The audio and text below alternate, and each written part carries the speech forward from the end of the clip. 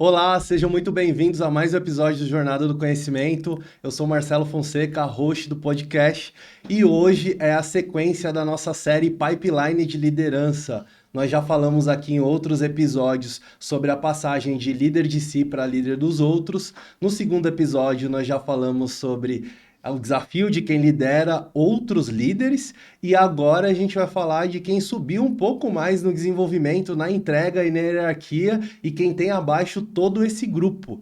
E para trazer experiências, insights e fazer uma conversa muito boa que vai inspirar você que está buscando seguir esse caminho, ou você que tem curiosidade e quer compartilhar com alguém que já está nesse desafio, eu trouxe aqui a Roberta. Obrigado, Roberta. Obrigada a vocês pelo Agradeço convite, muito. obrigada. Tenho também aqui a Ana, que é a co-host dessa série que está desde o primeiro episódio, está seguindo Sim, aí em todas as passagens do Pipeline. estou muito Obrigado, feliz. Ana. Obrigada, viu, Marcelo, mais uma vez pela essa parceria, de participar disso aqui, que é um grande aprendizado, trocar, né, para os convidados que você traz.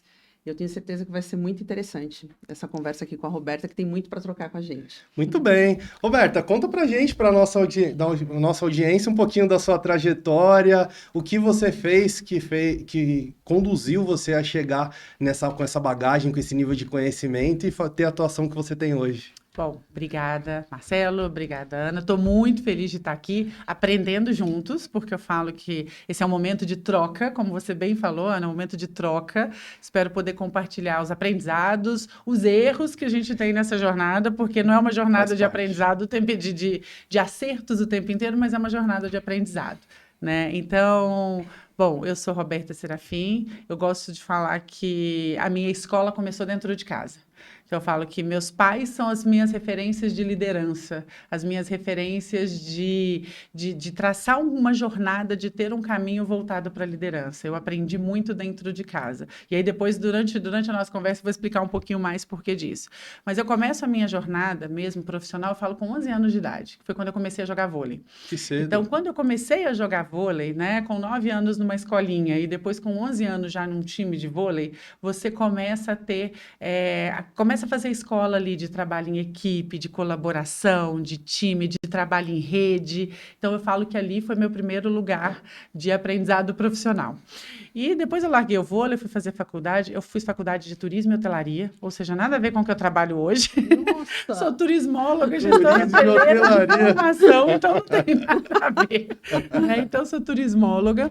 Mas quando eu saí da faculdade, eu tive a oportunidade de migrar direto para a Falcone. Na época chamava Instituto de Desenvolvimento Gerencial, hoje a Falcone Consultoria, né, do professor Falcone.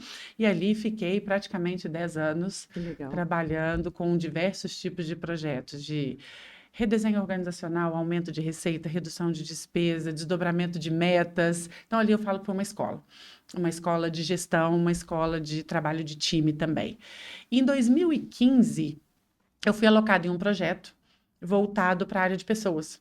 E aí eu vou ser bem sincera, eu falei, ai meu Deus, tô aqui falando de tanto número, falando de tanta coisa de DRE, de finanças, vou fazer um projeto de pessoas. Eu sempre fui apaixonada por gente, amo pessoas, mas eu não queria ir para um projeto que falasse, que na minha cabeça eu ia ficar, desculpa a expressão aqui, mas abraçando a árvore e não olhando para o resultado de maneira efetiva. Era o estigma que tinha, né? Era aquele preconceito, né? Um pré-julgamento. E aí, quando eu fui para esse projeto, que eu pude aliar resultados finalísticos de última linha com pessoas, mostrando que realmente as pessoas é que sustentam e que geram aqueles resultados, eu me apaixonei pela área de RH. Eu falei, acho que é aqui que eu quero ficar. E aí, em 2018, migrei minha carreira, saí da consultoria e fui, né, para uma empresa chamada Copagaz na época, hoje é Copa Energia, onde eu tive a oportunidade ali de começar a construir o RH. Né, começar a desenhar um RH, o estratégico que a gente falava muito na época, o RH estratégico, olhar para desenvolvimento, olhar para treinamento, para formação das pessoas. E fiquei na Copa Energia, depois passei pelas Casas Bahia e minha última passagem agora pela Léo Madeira, sempre com esse foco aí sempre com foco não, com a crença de que pessoas geram resultados sustentáveis. Que legal. E olha que interessante, Roberta, na sua fala você trouxe o convívio que você tinha em outros projetos que eram focados em resultado, estruturação, o quanto que isso, eu imagino que não só na sua cabeça na época, mas para algumas pessoas, o trabalhar em área de gente, de pessoas, está vinculado só a tato com pessoas e não a resultado, sendo que é uma área comum como todas as outras. Em treinamento a gente tem a prerrogativa de trazer resultado, em recrutamento e seleção Estratégia na tem veia. estratégia, é estratégia pura. É claro que algumas áreas ela tem maior ou menor facilidade da questão do quanto a gente consegue não deixar tanto subjetivo o resultado, a apuração, mas todas elas a gente tem que vincular e associar um resultado. E eu falo, Marcelo, que eu tenho pensado bastante nisso ultimamente. Fui numa palestra há pouco tempo, uma neurocientista chamada Esther Perel, que é espetacular. E a gente tinha aquela frase, né? O grande ativo das organizações são as pessoas. E ela mudou um clique na minha cabeça porque ela disse o seguinte: o grande ativo das organizações são as relações humanas. Hoje, o grande ativo das organizações são as relações humanas. Isso coloca a área de RH, a área de gente, num patamar muito mais estratégico, porque quem que vai cuidar das relações humanas? Quem que vai conseguir equilibrar o conhecimento do negócio, olhar para tudo que a gente está vivendo hoje de inteligência artificial, automação, novas ferramentas, novos jeitos de fazer, mas conseguir equilibrar com as relações humanas, garantindo que as relações humanas estejam presentes, garantindo que as relações humanas sejam verdadeiramente genuínas. A gente fala o tempo inteiro que uma das principais competências que a gente vai ter no mundo corporativo é a colaboração. Aí eu falo, gente, olha que incoerência. A colaboração é uma das competências que a gente mais quer, que a gente mais busca, que as organizações estão gritando que isso é necessário, mas ao mesmo tempo a gente não está potencializando as relações humanas. Então, ter colaboração tem como premissa ter boas relações e boas conexões Mas humanas. como que na tua experiência a gente está falando de um cargo já de direção, né? Como que a gente trata isso quando a gente vai para uma reunião, principalmente uma reunião de diretoria, que se fala muito de números, se fala de futuro, de planejamento. Como que você conseguiu, nessas experiências que você passou, como é que você conseguiu abordar isso sem ser abraçar a árvore, né? Como é que eu falo de relações humanas? Eu acho, Ana, que não vou dizer que eu consegui em todos os lugares, não, tá? Eu acho que tem é um trabalho de formiguinha, subir degrau por degrau. E onde eu acho que isso tem que começar? Você falou, como que a gente vai para as reuniões de diretoria? Eu tenho falado bastante. O principal nível dentro de uma empresa que vai fazer isso acontecer de maneira genuína é a liderança. Eu não gosto muito de separação muito em níveis, mas ela acontece. Eu vou usar aqui o termo só para a gente poder se situar. Mas os executivos, a alta direção, ela tem que querer criar esse espaço. A alta direção, ela tem que entender que isso é importante, porque isso é cultura. Então, você ter esse espaço onde você discute, você tem as conexões e você tem as relações, isso faz parte da cultura. E aí, para mim, tem uma característica que a gente precisa trabalhar de maneira muito efetiva nas empresas, que são as relações de confiança. Quando você tem um time coeso, que tem a confiança estabelecida dentro daquele time, discutir sobre números faz parte, é o negócio, é o core, discordar um do outro faz parte, colocar as conversas cruciais. Porque ela não precisa ser difícil, né? A conversa não precisa ser difícil, ela tem que ser uma conversa importante. Colocar as conversas importantes e cruciais na mesa, tá ok, faz parte do jogo, faz parte do dia a dia. E aí puxa um fio de um monte de coisa que a gente tem que tomar cuidado nas organizações, que ainda existem. O ego, a vaidade, né? A questão de as pessoas terem medo de trabalhar com pessoas muito boas ao seu lado ou muito boas abaixo de você. As pessoas não entenderem que elas estão aprendendo o tempo inteiro e que a gente não sabe tudo e nem tem que saber. Então, eu acho que as empresas precisam começar a olhar para o alto nível executivo e começar a trabalhar ali naquele lugar as relações de confiança. Porque se a gente conseguir trabalhar relações de confiança nesse nível, as conversas vão acontecer, o ambiente vai ficar saudável, as discussões vão ocorrer e aquele comportamento ele vai ser desdobrado na empresa como um todo. Mas essa relação de confiança que você está falando no nível de direção, você acha que o profissional, o diretor de RH, o head de RH, ele é o facilitador disso? Ou ele pode ter um outro tipo de pessoa ali no grupo que pode ser o facilitador? Eu acho que tem que ter facilitadores externos no grupo. Eu acho que Ótimo. tem que ter facilitadores externos, Uhum. porque a bendita frase, santo de casa não faz milagre. E muitas vezes a gente coloca esse papel no colo do RH, Sim. e não é do RH Uhum. necessariamente, isso é um comportamento dos líderes de maneira geral. Sim. E o próprio RH tem que ser desenvolvido neste cenário.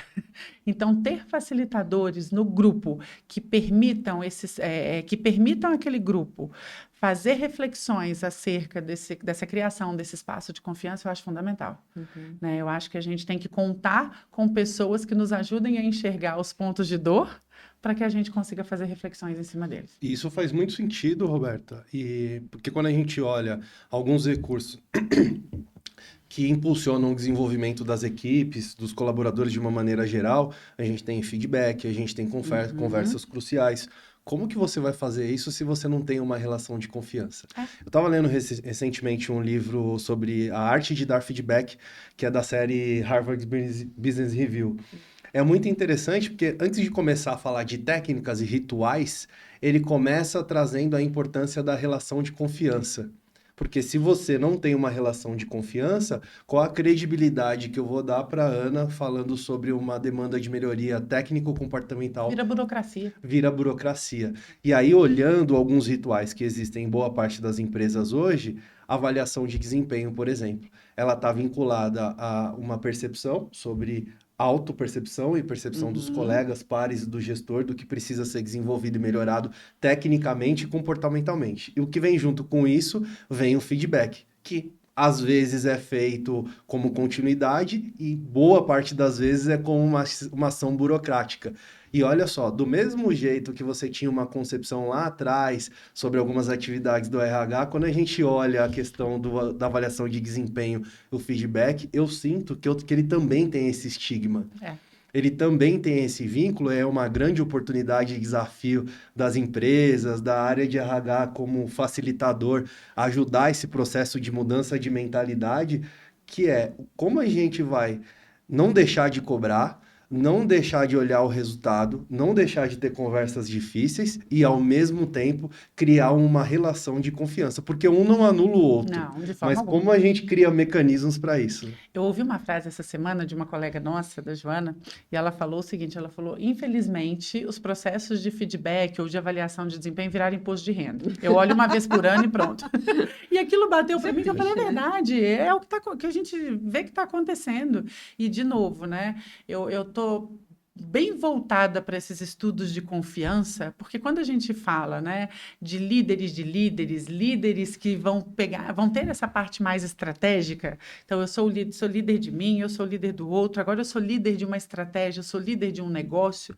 Isso passa por relações de confiança. Se a gente tem a certeza que as pessoas geram resultados, que as pessoas que levam a resultados sustentáveis, como eu não vou estabelecer relações de confiança com as pessoas? E aí os dados começam a levar a gente para um lugar de reflexão. Nunca teve tanta demissão como hoje. Pedidos de demissão, né? Mais de 75% dos profissionais hoje pensam em trocar de empresa. E que mais de 50% das pessoas hoje colocam que estão nas empresas por conta dos seus líderes e muito menos por conta das empresas. Qual é o papel do líder de negócio hoje nesse contexto? Né? Então, assim, não adianta a gente achar que criar a conexão, criar esse espaço de confiança não é importante. Né? Então, acho que um dos desafios, ele é fundamental para que a gente possa ter bons feedbacks. E aí o feedback não precisa ser aquele processo burocrático. Algo aconteceu, eu sento com você e converso. Algo foi legal, eu sento e te reconheço. Algo saiu da curva, eu sento e ajusto a rota com você rapidamente. Né? E aí a gente tem metodologias, tem rituais que vão sustentar esse ambiente de confiança que a gente está criando. Então, eu tenho pensado e refletido muito sobre o papel do líder de negócio nesse contexto que a gente está vivendo hoje, que é um contexto que a gente fala muito de segurança psicológica. Eu falo, mas o que é segurança psicológica? Né? E para mim vem muito uma coisa que você falou agora, Marcelo, é uma relação de ganha-ganha. Né? Porque no final do dia, numa avaliação, Eu me sinto seguro num lugar onde eu tenho abertura para falar, abertura para discordar, abertura para construir, autonomia para construir, com direcionamento claro, e eu sinto que naquele espaço eu me desenvolvo. E com isso a empresa está se desenvolvendo também. Então, o lugar de confiança para mim hoje virou fundamental, muito mais do que falar só em colaboração. Senão a gente fala da boca para fora. Mas eu só vou colaborar com quem eu confio se eu estiver num ambiente que eu me sinta seguro ali para Mas colaborar. pegando até Pode deixar. deixa cair. Pegando essa sua experiência em empresas, na Falcone você trabalhou muito mais como consultora, né? Sim. Assessorando clientes. Vamos trabalhar um pouco essa questão quando você estava lá no cargo de direção, lidando com CEO, um dono de empresa. Eu acredito que tem empresas familiares e tem empresas que não são. Para quem está nos ouvindo, que está nesse ponto, né, de assumir essa cadeira que é desafiadora, porque você pode ter milhões de ideias boas, você pode ter conhecimento técnico, só que você vai chegar lá e vai lidar com um dono, ou com um CEO, ou com um conselho. Que tem essa cultura, que tem pensamentos, tem paradigmas, tem coisas enraizadas que são difíceis de mudar. E aí, qual que é, então, as competências que essa pessoa que vai sentar nessa cadeira, ela precisa ter, ela precisa desenvolver, para ela conseguir lidar com essas frustrações ao longo do caminho e ela conseguir avançar, falar, não, eu vou conseguir driblar algumas mudanças de paradigma, eu consegui implementar algumas coisas que não era possível no passado. O que eu preciso ter? Eu vou entender que eu não vou subir, eu vou dar 5 passos para frente e vou dar 2 para trás, não tem problema, né? Eu acho que, da mesma maneira que eu falei de confiança com o time, é conquistar esse espaço de confiança com seu líder, conquistar esse espaço de confiança com pares e com o CEO, né?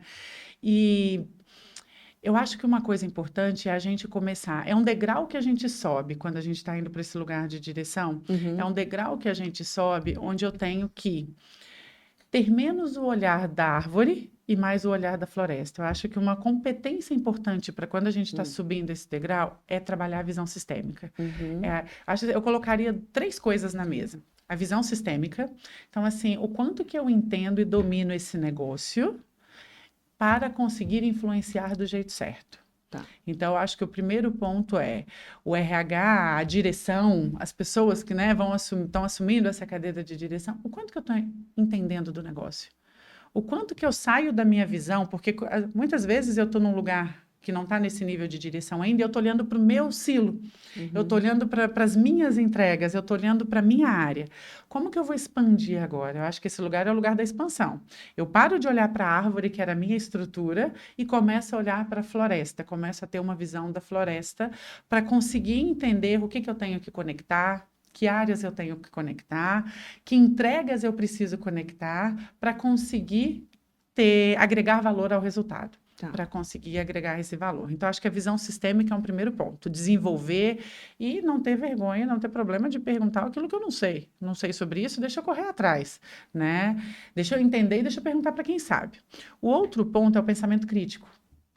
A gente conseguir realmente fazer as provocações e as reflexões que vão agregar valor.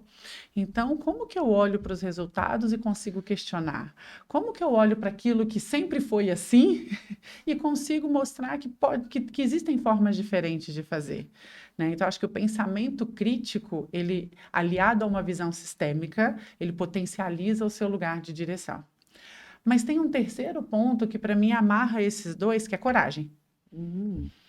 Porque eu acho que um dos aprendizados da minha carreira foi que, em que momento eu deveria ter tido mais coragem? De ser um pouco mais provocativa, de não guardar algumas reflexões só para mim ali, achando que aquela reflexão poderia não agregar, né? Ou com um receio de colocar aquela reflexão na mesa. Então, acho que a coragem para colocar as provocações, para colocar aquilo que a gente pensa de maneira assertiva, né? E colocar as perguntas na mesa, eu acho que amarra um pouquinho dessa questão de ter a visão sistêmica e ter o pensamento crítico. Mas com um ponto, né? Para você ter coragem, para você conseguir colocar essas perguntas na mesa, o ambiente tem que ser um ambiente... Por isso que é um ciclo, eu falo que é difícil a gente falar de um ponto só, né? É um ciclo onde eu consiga, de verdade, perceber que eu posso colocar as perguntas na mesa de maneira genuína e que essas perguntas vão estar ali a favor de uma discussão, a favor de uma construção. É porque tem momentos que a cultura não está madura, Não né? tá Aquele madura. grupo não está maduro para aquele tipo de discussão, né? Por isso que eu falo que tudo começa, não adianta a gente fazer um trabalho de cultura. É lógico que o de baixo para cima importa, ouvir as pessoas importa, mas eu acho que o principal aspecto da cultura a ser trabalhado hoje está na alta direção. Uhum. Porque é essa alta direção que tem que criar o espaço É isso para que aí. as conversas sejam colocadas na mesa e as organizações não necessariamente estão maduras para isso. Uhum. Né? Você falou desses 3 pontos, Roberta, e acho que dá para destrinchar bastante coisa sobre isso: visão sistêmica, pensamento crítico e coragem. Agora, pelo último, falando da coragem, faz muito sentido. O que eu ia perguntar, você já respondeu, que é o quanto tem espaço, a cultura tá madura para dar possibilidade das pessoas discutirem. Porque, vamos pegar um exemplo, eu quero um pouquinho mais longe. Quando você se apresentou, você falou que liderança, o trabalho já veio desde a sua referência com seus pais. Isso é muito legal. E eu tenho uma referência muito positiva. Eu fui criado só com a minha mãe e eu tenho lembranças muito grandes da gente tendo conversas sérias, olho no olho, dela reforçando a importância de eu não ter barreiras para trazer assuntos, seja de acertos ou seja de erro. Isso desde a fase da escola e foi mudando ao nível que a vida foi evoluindo. Então, quando eu saía para a rua para ir para a escola, nas minhas interações com os meus amigos, nas coisas que uma primeira infância, um adolescente faz, eu tinha medo, como todo mundo tem, de algumas coisas. Mas em nenhuma das situações o medo era minha mãe saber ou era conversar com a minha mãe. Então, olha só que interessante. Qualquer coisa que acontecesse, a minha preocupação era: eu tenho que fazer minha mãe saber primeiro. Ela tem que saber isso da minha boca. E quando não chegava primeiro por parte de mim, eu tinha tranquilidade que ela iria me procurar para perguntar para mim. Ou seja, a gente tinha uma relação e tem uma relação de confiança muito bem estabelecida. E isso veio de casa. E nas minhas primeiras experiências no mundo corporativo, isso teve continuidade. Até alguns momentos, porque a gente muda de gestão, a gente muda de empresa. Isso aconteceu na minha trajetória. Mas eu percebo que, e aí fez muito sentido quando você fala do tópico do coragem, quando chega em determinados momentos, a gente começa a perceber no ambiente. Perceber no ambiente. Você fala, opa. E aí eu quero conectar com a experiência Porque que às vezes nós... o outro não está preparado para receber. É a mesma coisa que a gente falou até no outro podcast, né? Faz uma avaliação de liderança, por exemplo, pelo menos as que eu passei. E os líderes são piores avaliados, tem a pior avaliação, ele fica totalmente ofendido, ele fica magoado com a equipe, Dói, né? Machuca. Ele leva... Até a gente já teve uma experiência da gestora chegar e ir para a sala e falar: o que aconteceu? Vocês me traíram. E aí o que acontece? Isso já é um ambiente que você diminui a coragem de dizer qualquer coisa. A cultura do medo. Não traz a cultura da construção. Eu tive uma experiência na minha vida que, quando eu virei líder, tá, na Falcone. Então, imagina, eu tinha uma turma que era uma turma que eu era par deles e, de repente, eu viro líder daquela turma. E a gente vai aprendendo, né? A primeira liderança ali, você acha que você tem o superpoder de resolver todos os problemas. E eu sempre... fui uma pessoa que gosta de saber, não gosto de microgerenciar, mas eu gosto de saber o que está acontecendo no campo. O detalhe, né? E isso é um ponto de atenção também. Eu falo que esse é um aprendizado, depois eu falo um pouco mais sobre isso, mas é um ponto de atenção, né, na nossa carreira, principalmente quando a gente vai subindo alguns degraus. E aí, né, teve uma época, meu primeiro feedback, avaliação formal, né? Eu falei, poxa, era par dessa galera, saio, tomo cerveja, brinco, então vai ser perfeito. Gente, veio uma nota que eu falei, gente, eu acho que eu fiquei trancada, eu só não fiquei trancada porque eu tinha que trabalhar, mas dentro do quarto refletindo, né? E aí, a primeira coisa que a gente quer fazer é essa, né? Deixa eu perguntar para as pessoas o que está acontecendo, por que vocês me avaliaram assim? E aí eu fui conversar com uma mentora minha, a Neuza, e ela falou, Roberta, reflete em cima. Você não tem que perguntar para as pessoas, senão você vai começar a criar uma cultura do medo. Ali ninguém vai te responder, você está intimidando as pessoas. Começa a perceber nas atitudes o que você tem feito que levou a este resultado. Né? O que você tem feito que levou as pessoas a falarem que você não está dando autonomia, que você não confia nelas. Né? E aí por isso que de vez em quando eu tenho bastante cuidado no que é pesquisa de clima pela pesquisa de clima. Gosto, acho que a gente tem que medir os pulsos, medir os engajamentos, medir as percepções, mas se uma cultura do medo estiver instalada, se a cultura da intimidação estiver instalada, aquela nota daquela área vai ser a melhor possível. Vai ser a mais alta e ela não vai me dizer realmente o que é da cultura daquele lugar. Então, quando a gente vê aquela frase, a cultura como estratégia no café da manhã, ela é uma frase antiga, mas para mim ela continua sendo extremamente verdadeira. E hoje ela cabe mais ainda do que... ainda mais quando a gente tem pessoas que... Antes a gente entrava na empresa para ficar 20 anos. Né? Hoje a gente tem o que a gente está chamando de jumper, né? Que ele pula ali 1 ano, 2 anos, é o período que ele já está trocando de empresa, ele já está indo para outros lugares. E ok, não tem problema isso, mas... Como que eu vou fazer com que essa alta liderança desdobre uma cultura que, mesmo que a pessoa fique só 2 anos, ela dê o melhor dela, né? É o potencial máximo que ela está dando Ela influenciou, né? De uma forma positiva. De uma forma positiva. Mas olha que legal, você falou da sua vivência, da sua família, mas nós estamos falando de... O que é empresa? É um monte de gente que teve infância, que teve vivência, que experimentou... tem uma mala cheia de história. Não é verdade? Então, às vezes, você vai lidar com um colega que é par, ou então com o seu chefe, que é o CEO da empresa, e às vezes a educação dele era aquela educação que eu não podia nem responder. Eu tinha uma educação muito mais rígida. Imagina, eu estava falando ontem para o meu marido, né, que a minha filha vai fazer 3 anos. E ontem eu cheguei e falei assim, eu estava assistindo um negócio na TV, ela falou, mãe, eu quero assistir... Mamãe, eu quero ver desenho. Eu falei, agora, Rebeca? Era 9 horas da manhã. Eu falei, agora... Mamãe, eu quero. Você tem seu celular. Aí eu olhei pra cara dela assim, eu falei, meu Deus, eu cheguei pro meu marido e falei assim, imagina que eu ia falar assim com a minha mãe, com o meu pai. Mãe, você tem seu celular. Assiste no seu celular. Eu falei assim, olha que coisa que a gente vai ter eu vou ter que lidar agora, porque eu chamava minha mãe e meu pai de senhor e senhora. Eu chamo até hoje. Eu também. E a primeira coisa da senhora. Não é. Agora essa geração, você... Ela respondeu assim, e na hora eu não tive muita reação assim, será que ela está sendo... ela não foi agressiva, ela não gritou nada, ela só falou, mãe, usa o seu celular, eu quero assistir o desenho aqui. Só que aí eu fiquei pensando no que você falou, que a sua educação foi assim. Só que a gente, às vezes, vai se confrontar com pessoas dentro das organizações que a forma foi diferente.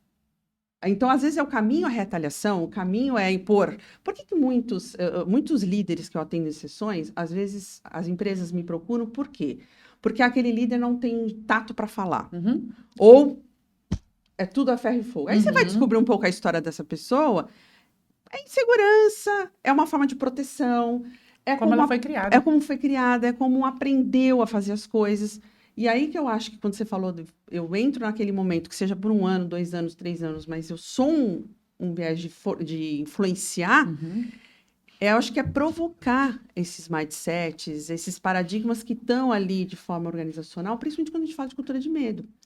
Como que eu vou tocar nesse assunto quando é tão delicado que, às vezes, quem está provocando... Perfeito. É quem está ali, ó. Mas aí, para mim, tem uma virada, que eu tenho visto bastante. As pessoas têm as suas histórias.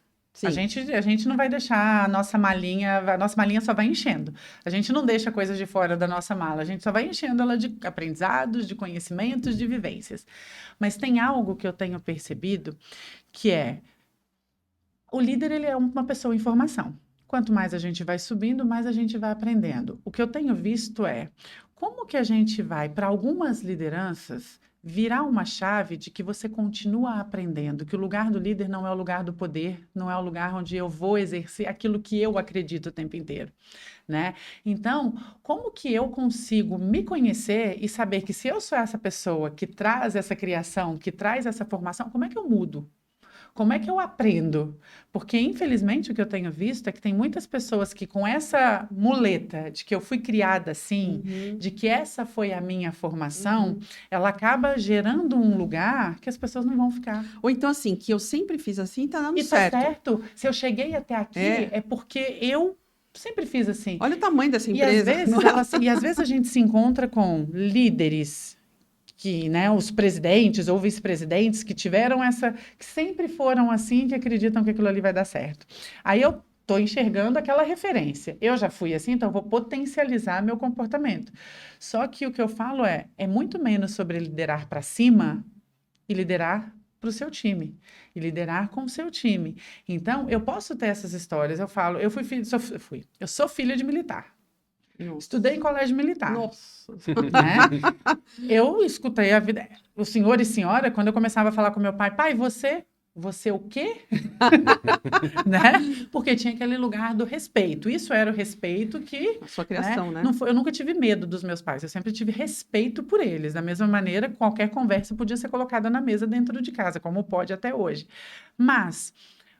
o que eu preciso entender que para as pessoas que estão comigo, eu não posso ser a impositiva. Como é que eu vou construir? Eu acho que a gente está voltando para uma época que o liderar, por exemplo, faz muito mais sentido hoje. Porque antes eu tinha aquela questão da liderança, ele é meu líder, eu vou obedecer, eu posso não concordar, mas eu não falo nada. E se eu pego que os dados estão me mostrando que as pessoas estão saindo das empresas por conta dos líderes que elas têm, e muito menos por conta do propósito da empresa ou porque a cultura não encaixou, qual é o papel desse líder? Como que ele vai também entender que ele está aprendendo e que nem tudo que ele fazia antes cabe agora? Uhum. Eu acho que a gente vai ter um momento que os líderes que entendem que ele sabe, que ele tem o poder, que ele critica, que ele chega a ser agressivo e usa a muleta da assertividade para poder disfarçar essa agressividade e que ele acha que vai dar tudo bem, vai chegar uma hora que não tem time que vai sustentar. Uhum.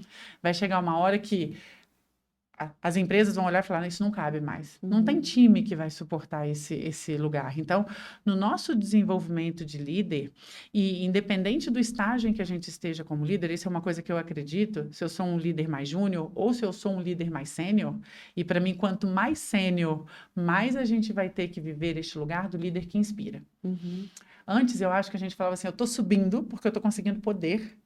Não é mais sobre inspirar, é sobre... mandar.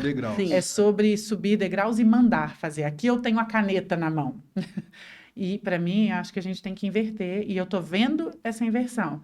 Quanto mais eu subo, mais é sobre inspiração e menos sobre comando e controle, menos sobre microgerenciamento e menos sobre usar a muleta de que eu sempre fui assim, então eu cheguei até aqui e que vai continuar dando certo, porque não vai. Olha que interessante. A gente veio esse é o terceiro da série Pipeline e nos outros episódios a gente estava conversando muito na linha, Roberta, do que muda, de papéis e responsabilidades, quais são as crenças, novos conhecimentos e cultura que eu preciso adquirir e mudar ao longo. E isso conecta 100% com o que você está falando. E olha só que interessante, as 3 pontos que eu citei, da estrutura que o Rancharan fala sobre as principais mudanças quando você sai de líder de si para si mesmo, são os mesmos pontos que você está trazendo na terceira passagem do pipeline de liderança. Então, veja, por mais que a atuação estratégica seja um pilar importante, por mais que a abrangência e a capilaridade do que você faz, decide e constrói com o time, ele muda, não está tão diferente assim. O que muda é a quantidade de pessoas que você impacta. Isso. Mas quando a gente olha para a essência, é muito parecido. Você falou algumas coisas que eu achei interessante, que era o quanto a gente continua aprendendo, e esse líder aprende, porque o aprendizado ele é contínuo, e o quanto ele inspira. E olha só que interessante. Você trouxe vários elementos muito ricos. Você falou que 70% das pessoas saem das empresas por causa dos seus líderes. Então, as pessoas pedem demissão dos líderes e não necessariamente da empresa. Isso dói. Isso dói, machuca. Isso dói. Você fala assim, nossa, então se meu time está com turnover alto, lógico, não estou colocando essa responsabilidade só nas costas do líder, porque a gente sabe que tem o ambiente influencia, a cultura, mas um líder é uma pessoa tão importante neste movimento que quando eu vejo esse resultado, eu pelo menos eu saio muito incomodada.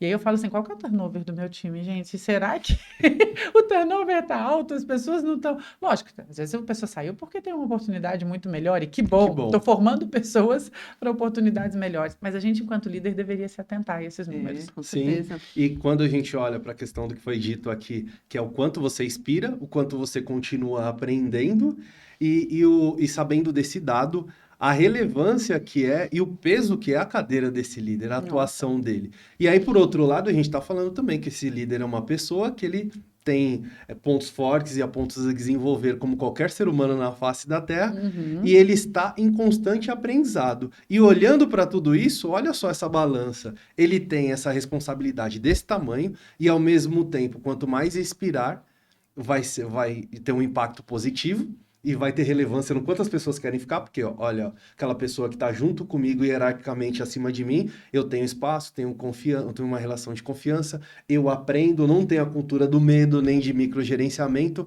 Ao mesmo tempo que, falando numa conversa informal aqui, pode não parecer tão complexo, a gente está falando de muitas atividades que envolvem isso acontecer e uma jornada de desenvolvimento grande.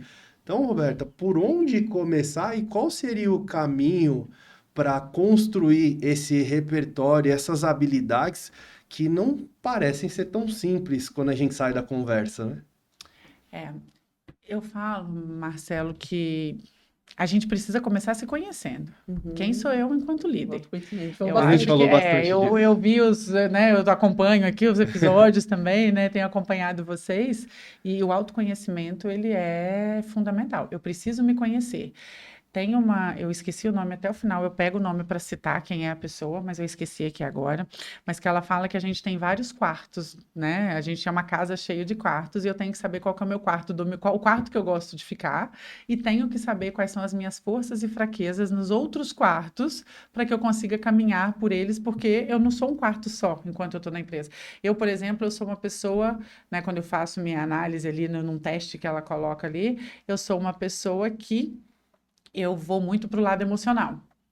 Então, eu tenho que saber que algumas decisões eu não vou poder tomar só pelo lado emocional e eu tenho que me calibrar ali para poder entender o emocional mais o racional para onde que ele me leva, né? Então, eu tenho que sair do meu quarto da emoção e ir para o quarto do analítico ali várias vezes, e tem que ser forçado, porque senão eu fico só no lado emocional e não tomo as decisões mais acertadas.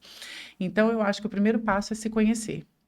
O segundo passo é entender que quando a gente está crescendo, né, a gente está indo para esse lugar, é a gente sair e que não é fácil, tá? Sair do lugar em que a gente faz todas as coisas para o lugar onde a gente constrói com as pessoas, constrói os resultados e a estratégia, e você tem um time que constrói, não é você que está ali. Mas aí porque a gente discutiu muito isso na passagem de primeira liderança, segunda liderança.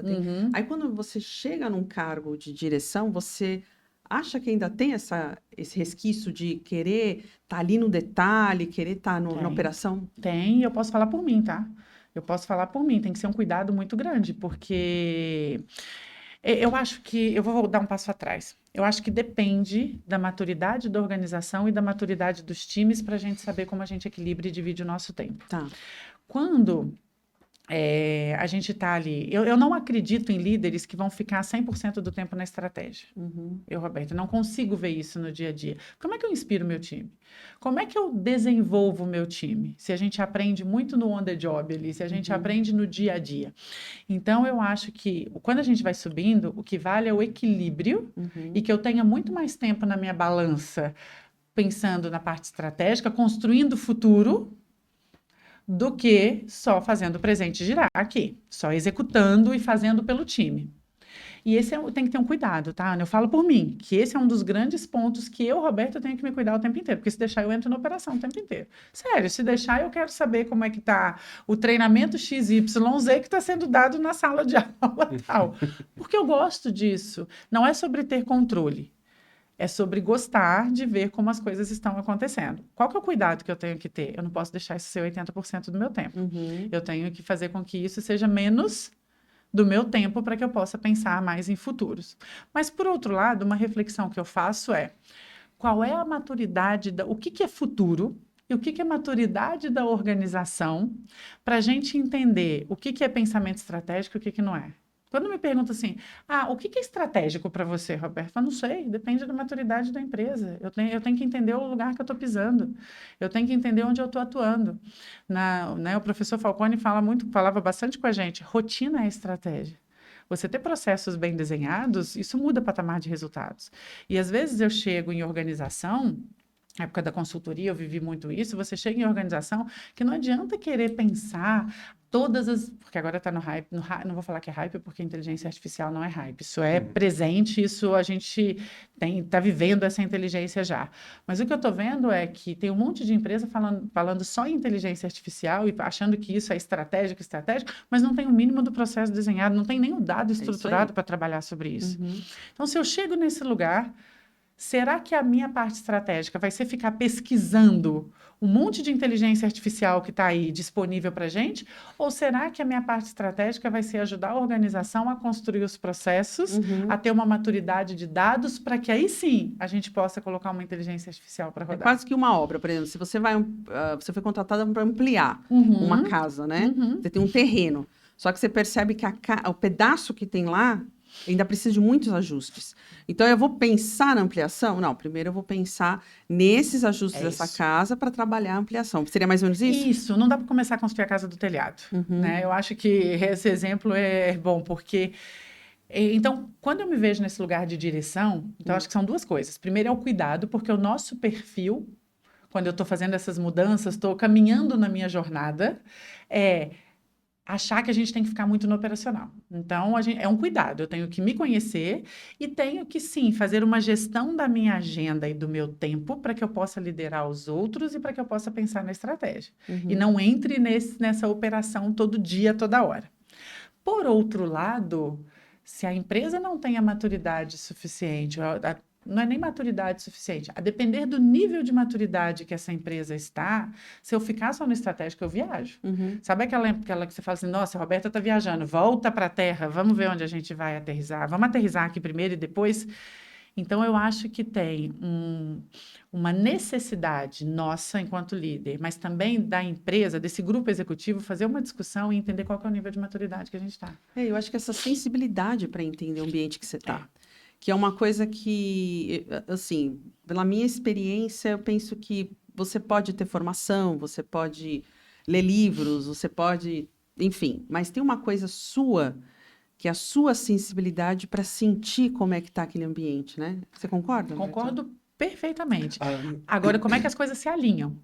Porque assim, a gente está num mundo de tanta informação, a gente está na era da infoxicação, né? Na realidade, não é da intoxicação, é da infoxicação. Nossa, a primeira vez que eu citei. Interessante. A gente está na era... uma era da infoxicação, que eu já me vi algumas vezes, e aí assim, nessa era da infoxicação, se a gente não tiver, e aí por isso que eu falo que a empresa precisa ter uma estrutura muito clara, um bom planejamento estratégico, saber onde a gente quer chegar, e não é planejamento de 10 anos não, porque isso não funciona mais, não existe, mas pelo menos o planejamento do ano, ou de 2 anos, que seja, porque senão eu aprendo muito sozinha, o outro está aprendendo muito sozinho, e está cada um com seus aprendizados que não necessariamente estão alinhados àquele planejamento que a empresa definiu. E aí, quando isso acontece, com essa infoxicação toda, o que é a sensibilidade? Como que eu, Roberta, qual é a leitura que eu faço da empresa, mas qual que é a leitura que meu par está fazendo da empresa também? Qual é a leitura que o outro colega está fazendo da empresa também? Se essas coisas não tiverem... Se a gente não tiver um ambiente onde a gente pode discutir essas coisas, eu posso achar que a empresa está num nível de maturidade, o outro pode achar que está em outro nível de maturidade e a gente gera o caos. Eu estou brincando que se a gente não tiver maturidade, clareza, por isso que eu falo dessa questão de pensamento crítico, da visão sistêmica e de entender o mercado, as coisas que estão acontecendo, a gente, enquanto líder, vai deixar o nosso time num caos. A gente fala, por exemplo, de treinamento, desenvolvimento. Se a gente for parar para pensar, o que eu tenho ouvido de gente falando assim, não, porque o treinamento tem que colocar robô para treinar as pessoas, a inteligência artificial que tem que treinar. Vamos para a maturidade de algumas empresas. Quantas empresas precisam do treinamento presencial ali, alguém olhando e permitindo as conversas entre as pessoas? Para mim, a maioria das empresas. Quantas precisam ainda da sala presencial? Quantas ainda precisam do presencial? Porque isso é sobre conexão humana, é sobre relação. É um espaço onde ela vai treinar até a fala, até a conversa. Então, ter essa consciência da maturidade, eu acho que isso é um papel muito importante da direção hoje. E aí, se você pega esse gancho, Roberta, até pegando um exemplo de um projeto que nós estávamos juntos, querendo um contexto bem parecido. Se você pega a grande massa que vai para o online, é forte, tem recurso, tem muitos formatos de videoaulas muito legais à disposição, e que eu acho que esse é uma frente, mas o quanto a gente olha o contexto do lugar onde a gente está vivendo para ver qual que é a balança, qual que é o percentual que isso vai ficar. Porque se você vai nessa onda, ó, é tendência de mercado, mas não olha o mercado que você atua, o teu público principal foco, você vai querer fazer a transposição de um para um outro e não vai dar certo. E essa é a expressão, a balança, essa é a palavra que, para mim, define a gente enquanto um pipeline de liderança também. Ele nunca, para mim, nunca vai ser, por mais que a gente fala subindo degraus, mas para mim nunca vai ser sobre subir degrau, porque dá a sensação de que eu não olho para baixo mais. Então, eu subi um degrau, não olho para baixo mais. Subi outro degrau, não olho para baixo mais. Para mim, é a balança, é a gente conseguir equilibrar o quanto que o detalhe essencial, o básico bem feito ainda importa e faz diferença com a visão de futuro. Então, como é que eu vou deixar essas duas coisas caminhando juntas ali no paralelo, porque não dá para ser uma ou outra, mas ter uma leitura do ambiente, entender a maturidade da empresa, entender que nem tudo é copia e cola, né? E a gente conseguir fazer esse equilíbrio entre eu estou olhando para o agora e estou olhando para o... Não dá para falar agora e futuro, porque daqui a pouco já é futuro, já mudou um monte de coisa, né? Mas estou olhando para agora e estou olhando para temas estratégicos que modificam esse presente que eu estou atuando. Eu acho que esse é o subir o degrau sem deixar de olhar para o degrau de baixo que a gente fala enquanto líder, sabe? E o que eu tenho visto, infelizmente... que eu tenho sentido é que por mais que a gente fale em colaboração, a gente ainda tem as pessoas subindo um pouquinho e deixando de olhar para baixo. Sobe um degrau e deixa de olhar para baixo. Sobe um degrau e deixa de olhar para baixo. E isso está impactando os times, está impactando as pessoas no dia a dia. Isso me faz lembrar, Ana, de um contexto que a gente estava conversando nos outros episódios dessa série e do livro que você me deu sobre liderança. No primeiro episódio, lembra? Sim. Esse livro, ele fala, boa parte dele, que se você não estiver buscando a liderança pelos motivos certos, e aí ele contextualiza e explica os motivos certos, muito provavelmente você vai se prejudicar ou vai prejudicar muita gente nessa jornada. Por que que eu trouxe esse ponto? Porque olha só quanta coisa que abrange o líder. E olhando todas essas exigências e esses direcionamentos para ele se desenvolver, entendendo que ele não é perfeito e nunca vai ser, mas que ele precisa olhar para alguns pontos específicos, se ele estiver ali só pelo status, pelo salário e pelo ego, ele não vai muito longe. Ou ele até vá longe, mas a qual custo para a empresa e para a equipe? Acredito que é esse ponto. Porque lá atrás, Roberta, a gente falou no primeiro episódio sobre o que motiva alguém a ser líder. Então a gente tem o primeiro pipeline, que é quem sai de líder de si para ser líder dos outros. O que motiva essas pessoas? Aí nós falamos sobre, geralmente, é o sênior, é o melhor técnico, quem entrega mais, aí tem um desafio diferente, quem vai ser líder de outros líderes. E aí quando a gente olha o nível de diretoria, que é o nível que você atua, a gente está falando de mudanças de responsabilidades, a gente está falando de uma capilaridade da empresa, envolvimento com a estratégia, a gente está falando de uma questão financeira diferente, porque o esforço e o preparo exigido também é diferente. Mas quando fala nessas mudanças, é muito visto ainda na empresa, eu estou falando dos níveis de uma maneira geral, onde a pessoa mora, o carro que a pessoa dirige, qual que é o currículo que ela tem. E quando a gente faz um comparativo com tudo que a gente conversou até agora, não cabe esse ego, a perspectiva de salário e o carro que você anda onde você mora. Acabaram sustentando. Não vai sustentar. Você vai matar o teu time no caminho e vai se matar também, porque não vai ser bom para ninguém. Mas aproveitando o seu gancho, quando você planejou chegar numa direção, você queria isso, porque você estava numa consultoria, atendendo diversos clientes, já tinha uma equipe, né, que você me falou. Tinha várias equipes, né? Quando eu saí da Falcone, eu tinha 7 projetos. Então, você já era uma gestora, aí você foi para o mundo corporativo e já assumiu cadeiras de direção. Sim. Tá. Eu fui para o nível gerencial, comecei no nível gerencial e depois migrei para o nível de diretoria. E você tinha isso como objetivo de carreira? Tinha. Por quê? Por que isso era importante para você? Eu acho que eu sempre tive clareza de onde eu quero chegar. Eu desenhei isso muito... Eu desenhei e desenho e revisito esse meu planejamento de carreira. Eu faço planejamento para cada 5 anos. E revisito esse meu planejamento o tempo inteiro. E eu sempre tive esse desenho, esse desejo de chegar em carreiras de direção. Por quê? Isso vem ficando cada vez mais claro para mim. Outro dia me perguntaram, você não quer voltar para o mundo da consultoria? Você não quer... Gente, eu ainda acredito que eu posso contribuir bastante no mundo corporativo em cadeiras de direção. E isso tem ficado cada vez mais latente para mim no que a gente está vivendo hoje, porque eu acredito que a gente precisa... Eu posso influenciar resultados de negócio, mas eu quero fazer isso por meio das pessoas. Eu ainda sou uma...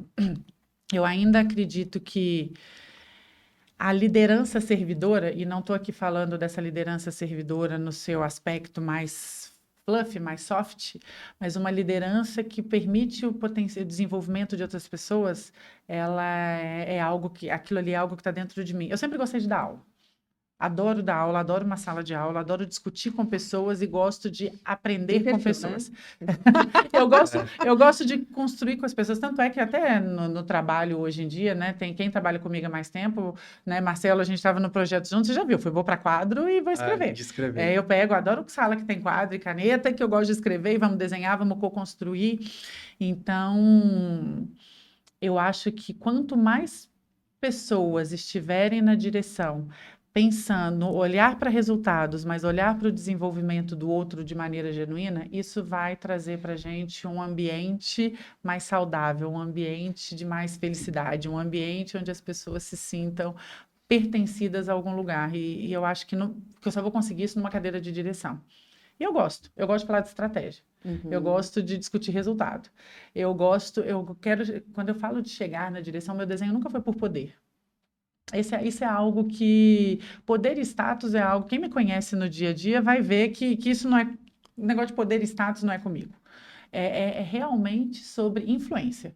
Sim. Eu acho que quanto mais eu vou subindo na minha carreira, eu vou conseguindo influenciar mais as pessoas. Mas como consultora, você também influenciava muito na tomada de decisão, né? Influenciava muito na tomada de decisão, mas não vivia ciclos completos nas empresas. Eu sentia falta de ver... A gente desenhava muitas coisas, começava a implementar o projeto, acabava a empresa da continuidade. Então, eu sentia falta de me sentir pertencida a algum lugar de maneira genuína. Acabou respondendo. A questão do sentir parte. A questão do sentir parte. Não que eu não me sentisse parte da Falcone, é óbvio, né? Não, que eu sou apaixonada pela Falcone até hoje. Eu te entendo porque hoje, eu estou fora do corporativo e eu trabalho com aquele cliente um período.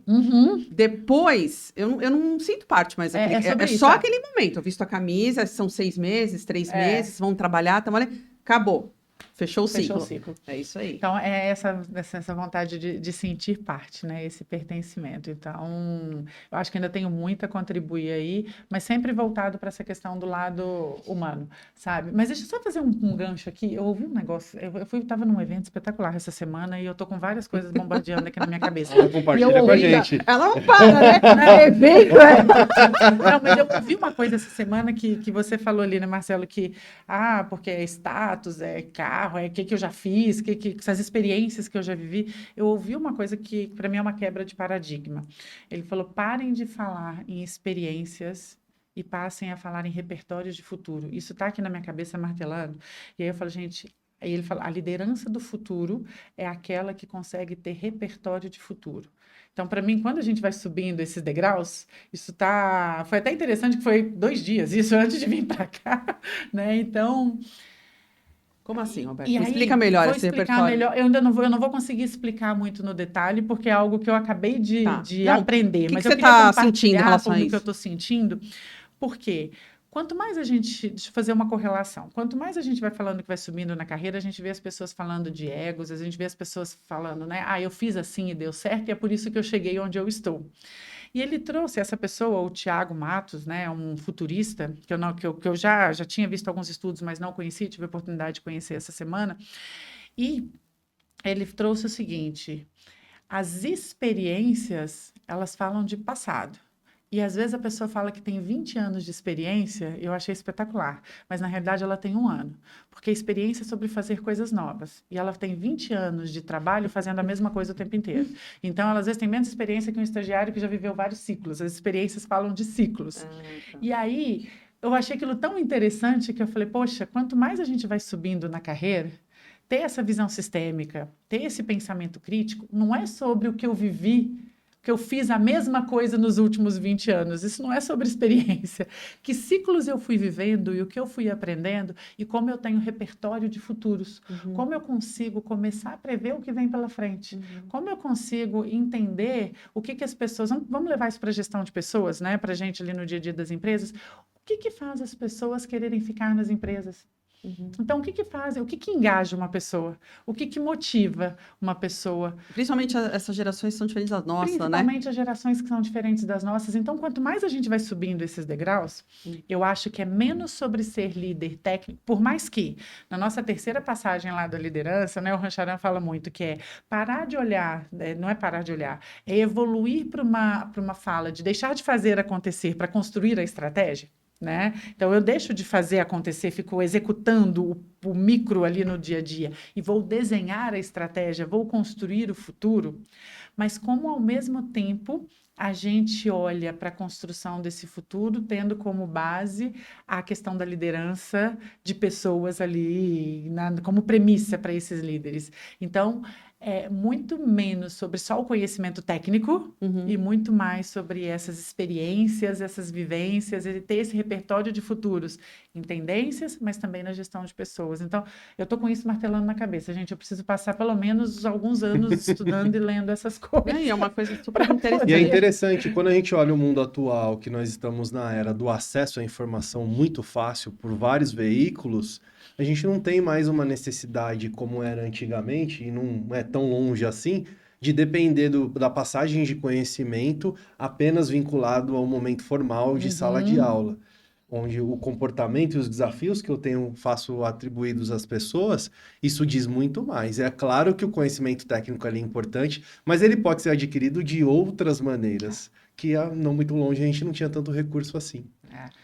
Eu queria perguntar referente a uma coisa que é muito curiosa, que a gente até falou na outra vez, que assim, eu percebo que tanto tempo que eu fiquei no corporativo, ou agora com clientes, que existe um investimento muito maior quando a gente fala, vamos gastar um valor maior, um orçamento maior para investir primeiro a liderança, porque essa primeira liderança precisa aí aprender o beabá. Aí nós vamos subindo um pouquinho mais, e quando vai chegando lá no topo, até as outras convidadas concordaram, vai chegando no topo, a gente vai diminuindo esse orçamento, porque as empresas entendem que você está vindo pronto, que você já está preparado, né? Eu estou te pagando um salário que, peraí, eu tenho que te treinar ainda, você já deveria chegar, né? Eu queria que você voltasse um pouquinho e lembrasse quando foi feita essa transição, né, de ser uma gerente executiva, uma gerente sênior, para um cargo, quando você sentou na cadeira. Primeira coisa que eu te perguntar, se assim, você recebeu apoio, teve alguém, a empresa falou assim, olha, você quer um coach, você quer um mentor, eu estou aqui, eu sou o CEO, vou te ajudar. E o que aconteceu logo no primeiro mês, assim, quando você sentou na cadeira, foi tranquilo, você falou, putz, isso aqui eu não sei fazer, eu nunca fiz, aonde eu vou recorrer? Como é que foi? Olha, eu vou te falar que eu concordo 200%. Cada vez a gente investe menos quando a gente vai olhando para o topo, né? Eu tive e tenho hoje a sorte de ter uma mentora, mas que eu busquei, não oferecida pela empresa. Eu acho que esse é um ponto fundamental. Não oferecida pela empresa, que é a Neuza Chaves, que eu conheci na Falcone, é uma amiga, uma mentora, que eu recorro a ela o tempo inteiro. Então, tudo que eu preciso, eu vou conversar com ela, eu vou buscar conhecimento, vou buscar ali suporte para ela me ajudar a enxergar para que caminhos que eu estou indo. Então, é uma busca minha. Acho que as empresas deveriam investir mais em mentorias. Eu acho que tem duas coisas. Investir no desenvolvimento, porque a gente se sente sozinho no lugar. A gente tem medo. Meu primeiro sentimento foi de medo. E olha que eu não sou uma pessoa de sentir medo, não. Mas é o medo de eu vou dar conta. É o medo humano, né? É o medo de como que estão me vendo. É o medo de será que eu estou alinhada ao que eles estão esperando de mim? É uma cobrança, é um julgamento da nossa atividade que adoece a gente. Sim. Eu falo que eu não adoeci porque eu contava com pessoas, né, com mentores ali, que eu passo a mão no telefone, ligo, vamos almoçar, me ajuda, vamos conversar, preciso entender aqui para onde que eu vou, mas muito por uma busca minha. Porque a gente fica num lugar de receio, a gente fica num lugar de medo, porque eu acho que tem muito discurso e pouca prática. Ah, você está indo para essa cadeira, a gente vai estar junto, conta comigo, eu estou do seu lado. O resultado desviou um pouquinho, não tem ninguém junto com você, não tem ninguém do seu lado, não tem aquela parceria e a colaboração que a gente realmente vê que a gente precisa, né? Então, eu acho que o erro das empresas está em fazer investimento em primeiras lideranças só. A primeira liderança é importantíssima, é fundamental. Eu preciso desenvolver essas pessoas. E quanto mais a gente vai subindo, é menos sobre técnica, porque a gente sabe a técnica, e muito mais sobre o comportamental. Sim. Como fazer, né? Quanto a gente olha alguns índices, eu peguei uma pesquisa de saúde esses dias que os líderes estão adoecendo muito mais do que a gente imagina, né? Então, a alta liderança está adoecendo muito mais E poucas do que a pessoas gente procuram imagina. ajuda, viu? Poucas pessoas procuram ajuda. Isso não vem de dados que a pessoa parou no hospital ou parou em nada disso. Vem de conversas e as pessoas vão mapeando essas pesquisas, vão fazendo essas pesquisas e vão vendo que os líderes... eu tenho... Não estou bem, mas também ninguém sabe. Eu estou bem, mas não estou bem, mas eu não É vou por falar isso que pra a gente ninguém. vê que existem também altos níveis de pessoas utilizando álcool, remédios para Depressão, dormir, álcool, remédio coisas pra que dormir. estão realmente, pessoas que estão para isso. tentar dar conta Para tentar dar conta daquela cadeira, entendeu? E eu acho que ela é uma cadeira que a gente fala que ela é solitária, mas não precisa ser. Eu, Roberta, acredito que ela não precisa ser solitária. Se eu tenho um ambiente de confiança e de parceria, ela não precisa ser uma cadeira solitária. Né? A gente está falando da saúde mental dos nossos times, o que a gente fala? Porque ele tem que sentir espaço para poder colocar as ideias, para poder... E a gente? Na alta liderança, onde a gente tem esse espaço para colocar essas ideias? Onde a gente tem esse espaço? A gente também é julgado o tempo inteiro, né? Onde a gente tem esse espaço para colocar as ideias, para discordar? Então, assim, não tive esse apoio de partida. Não tive. Porque é muito difícil A gente ter. vai buscando, mas eu acho que esse apoio ele é fundamental. Até porque provavelmente a empresa olha para o seu currículo e falou, não, Roberta, Não precisa. Não precisa. top. Movimentos são outros, negócios são outros, as pessoas com as quais você vai trabalhar são outras. Então, aqui, trabalhos de construção de time eu acho fundamentais nesse nível que a gente chega. É muito menos sobre o eu e muito mais sobre nós. Como que eu vou me enxergar parte de um time que toma decisão, mas é um time que constrói junto. E eu não sei se foi o seu caso, mas eu lembro de diretores que eu cheguei a responder em outras empresas, que às vezes o diretor chega, ele assume aquela área e tem uma equipe muito júnior. Que também é outro ponto para lidar, porque ele está lá, ele tem que lidar com a estratégia e tal, mas eu tenho que entregar tudo isso com o time júnior. Com equipe júnior. É um desafio, né? É um desafio. E aí, por isso que eu falo do equilíbrio e de estabelecer o cenário. Mas, lógico, né? Tem que ter uma conversa muito clara com a liderança sobre isso. Então, saber ler o cenário, porque se eu vir uma diretora, estou nessa posição de diretora e tenho uma equipe júnior, e não estou próxima desse time, por isso que eu falo que é a balança. Não estou próxima desse time, esse time sai, ou esse time não consegue entregar aquilo que a gente está esperando. Eu vou ser bastante sincera. Eu adoro trabalhar. Aí vai minha linha minha veia aqui de gostar de sala de aula, né? Eu adoro pensar a estratégia, mas eu gosto também de ter pessoas ali, às vezes, que não estão tão preparadas e que a gente precisa preparar aquelas pessoas para fazerem as entregas que são necessárias, né? Então, acho que é um equilíbrio. Quantas pessoas você está desenvolvendo também e quantas pessoas que aí você teria que ter um tempo dentro da sua agenda. Tem que ter um tempo dentro da agenda para isso. Porque tem que gostar de fazer isso, eu acho. E tem que ter um tempo. Tem que ser intencional. Tem que ter intencionalidade. Eu falo que, assim, aqui, há 18 anos atrás, eu trabalhei no Habib's, e eu tive a sorte de encontrar uma diretora lá, que ela era, seu perfil, assim, educadora, né? Então, ela, na época, era especialista, eu sentava na mesa com ela, e ela que me ensinou a fazer um programa de liderança. Ela falou, você sabe fazer, Ana Rocha? 18 anos atrás. Eu falei assim, eu morria de medo dela. Ai, nunca fiz. Então, eu vou te ensinar. Pegava um papel e ela desenhava mesmo. Ó, é o seguinte, a gente vai desenhar assim, assim, assim, igualzinho a Roberta faz, viu? Mas ela é uma professora. Tanto é que o primeiro episódio, quando eu falei, né, do Habib's, eu mandei para ela, falei, assiste porque eu comentei de você e tal, e eu devo muito. Só que ao longo da minha carreira, Roberta, eu encontrei poucos líderes com essa disposição. Né? Quando a gente fala principalmente diretor de RH, a maioria vive numa esfera que a gente espera mais desse diretor, né? A gente espera esse lado educativo, A gente espera que seja uma pessoa que está pronta a contribuir, que ir para uma sala de aula, desenhar. E muitas vezes a gente não encontra, né, esse tipo de profissional. Eu nem vou dizer das outras áreas, porque é a área mais técnica, né? Um Isso. diretor de jurídico, um diretor financeiro, às vezes eles são mais técnicos nesse sentido. Quando a gente vai para um diretor de RH, a gente tem uma expectativa da parte de humanização, desse olhar, né? E às vezes a gente não encontra. Mas aí, Ana, eu tenho pensado bastante nisso, tá? Porque eu fico me questionando, esse é o perfil que as empresas querem? Esse perfil que vai educar, que vai se aproximar, que vai trazer o lado humano, que às vezes algumas... Não é que as outras áreas não tenham esse lado humano, porque Não, todo não. mundo tem. Sim. Mas assim, que tem tanta técnica ali, tem tanta coisa, tem que fechar um balanço, tem que fechar um DRE, tem que fechar, né? Tenho que olhar para aquele sistema que não pode cair, tem tanta coisa.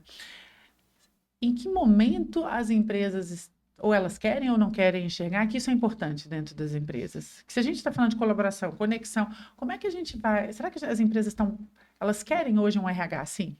Eu tô refletindo. Eu acho que depende, né? Vai depender de que empresa que a gente está, qual é a maturidade da empresa, mas eu vi uma pesquisa quinta-feira também, uma parte do evento que eu estava, teve uma palestra sobre saúde mental, mas voltada só para RH. Foi feita uma pesquisa, depois eu até compartilho com vocês. A empresa Flash fez uma pesquisa sobre saúde mental dos times de RH. Me preocupou aquela pesquisa. Que legal. E ela traz alguns dados que os RHs estão adoecidos e que os times de RH, mais de para não falar besteira aqui no número, mas eu sei que é mais de 40% dos times de RH não enxergam, não são inspirados pelas lideranças de RH que tem. Eu estou te falando Eu por conta acredito. própria. Eu tive Eu acredito. poucas Tem um inspirações. turnover absurdo. Aí a minha preocupação então é um time que está com turnover muito alto, de RH. É um time que está com absenteísmo muito alto. É um time que não enxerga na sua liderança de RH uma liderança que inspira. Como é que eu quero que esse time seja o fomentador, o mediador, o facilitador de uma cultura de rede e de colaboração dentro das empresas?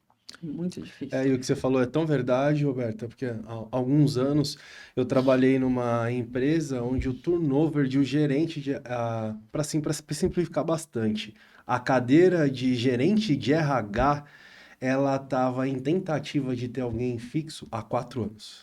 E por isso que eu falo, 4 por isso que eu anos. falo que é o equilíbrio, Marcelo, é o equilíbrio entre como é que a empresa vai rodando, como é que eu tenho um RH que olha para a estratégia, que consegue construir programas de desenvolvimento que agreguem a estratégia, que consegue trabalhar programas de redução de turnover e absenteísmo, que agreguem a estratégia da empresa, mas que olha para um RH que consegue estabelecer a cultura que a gente quer dentro das empresas. Então, assim, o RH é o modelo. Se eu não tenho aquela estrutura dentro do RH, como é que eu quero ter no resto da empresa? Né? O RH é o modelo. Outro dia me fizeram um contato, o Headhunter me fez um contato, e ele queria, né, me conhecer, e aí ele começou a falar da proposta da empresa. Porque a gente tem uma vaga aqui, que me indicaram o seu nome e tudo mais, mas deixa eu te contar. Não sei se você como é que você vai ver isso. A gente está precisando de um RH que seja parceiro do CEO, mas a gente está precisando de um RH que não desenhe processo agora, que não olhe para indicador agora, a gente não está preocupado com isso. A gente está preocupado em criar uma cultura, a gente quer um RH que aproxima as pessoas, que aproxima as empresas. Eu achei espetacular aquilo. Não, é lógico que não me caberia, porque eu gosto de olhar para processo, indicador e tudo, mas olha a necessidade que as empresas estão chegando. Aí eu abri meu LinkedIn outro dia, eu vi um curso de carisma. Não sei Nossa! se você sabe. Tem uma empresa dando Tem um curso livros que falam sobre mas agora carisma. é um curso sobre carisma. Eu falo, gente, não é conversa, não é mimimi. A gente está precisando aproximar as pessoas dentro das empresas. A gente está... Então, você fala, essa pessoa que é educadora, se as pessoas estão virando líderes cada vez mais cedo, são líderes cada vez mais jovens, se a gente fala que as pessoas têm que ter autonomia, para mim, ela só existe com direcionamento claro, porque autonomia sem direcionamento, para mim, vai virar caos. Sim. Cada um vai querer fazer o que quer. Sim. Como que eu não vou ter líderes educadores?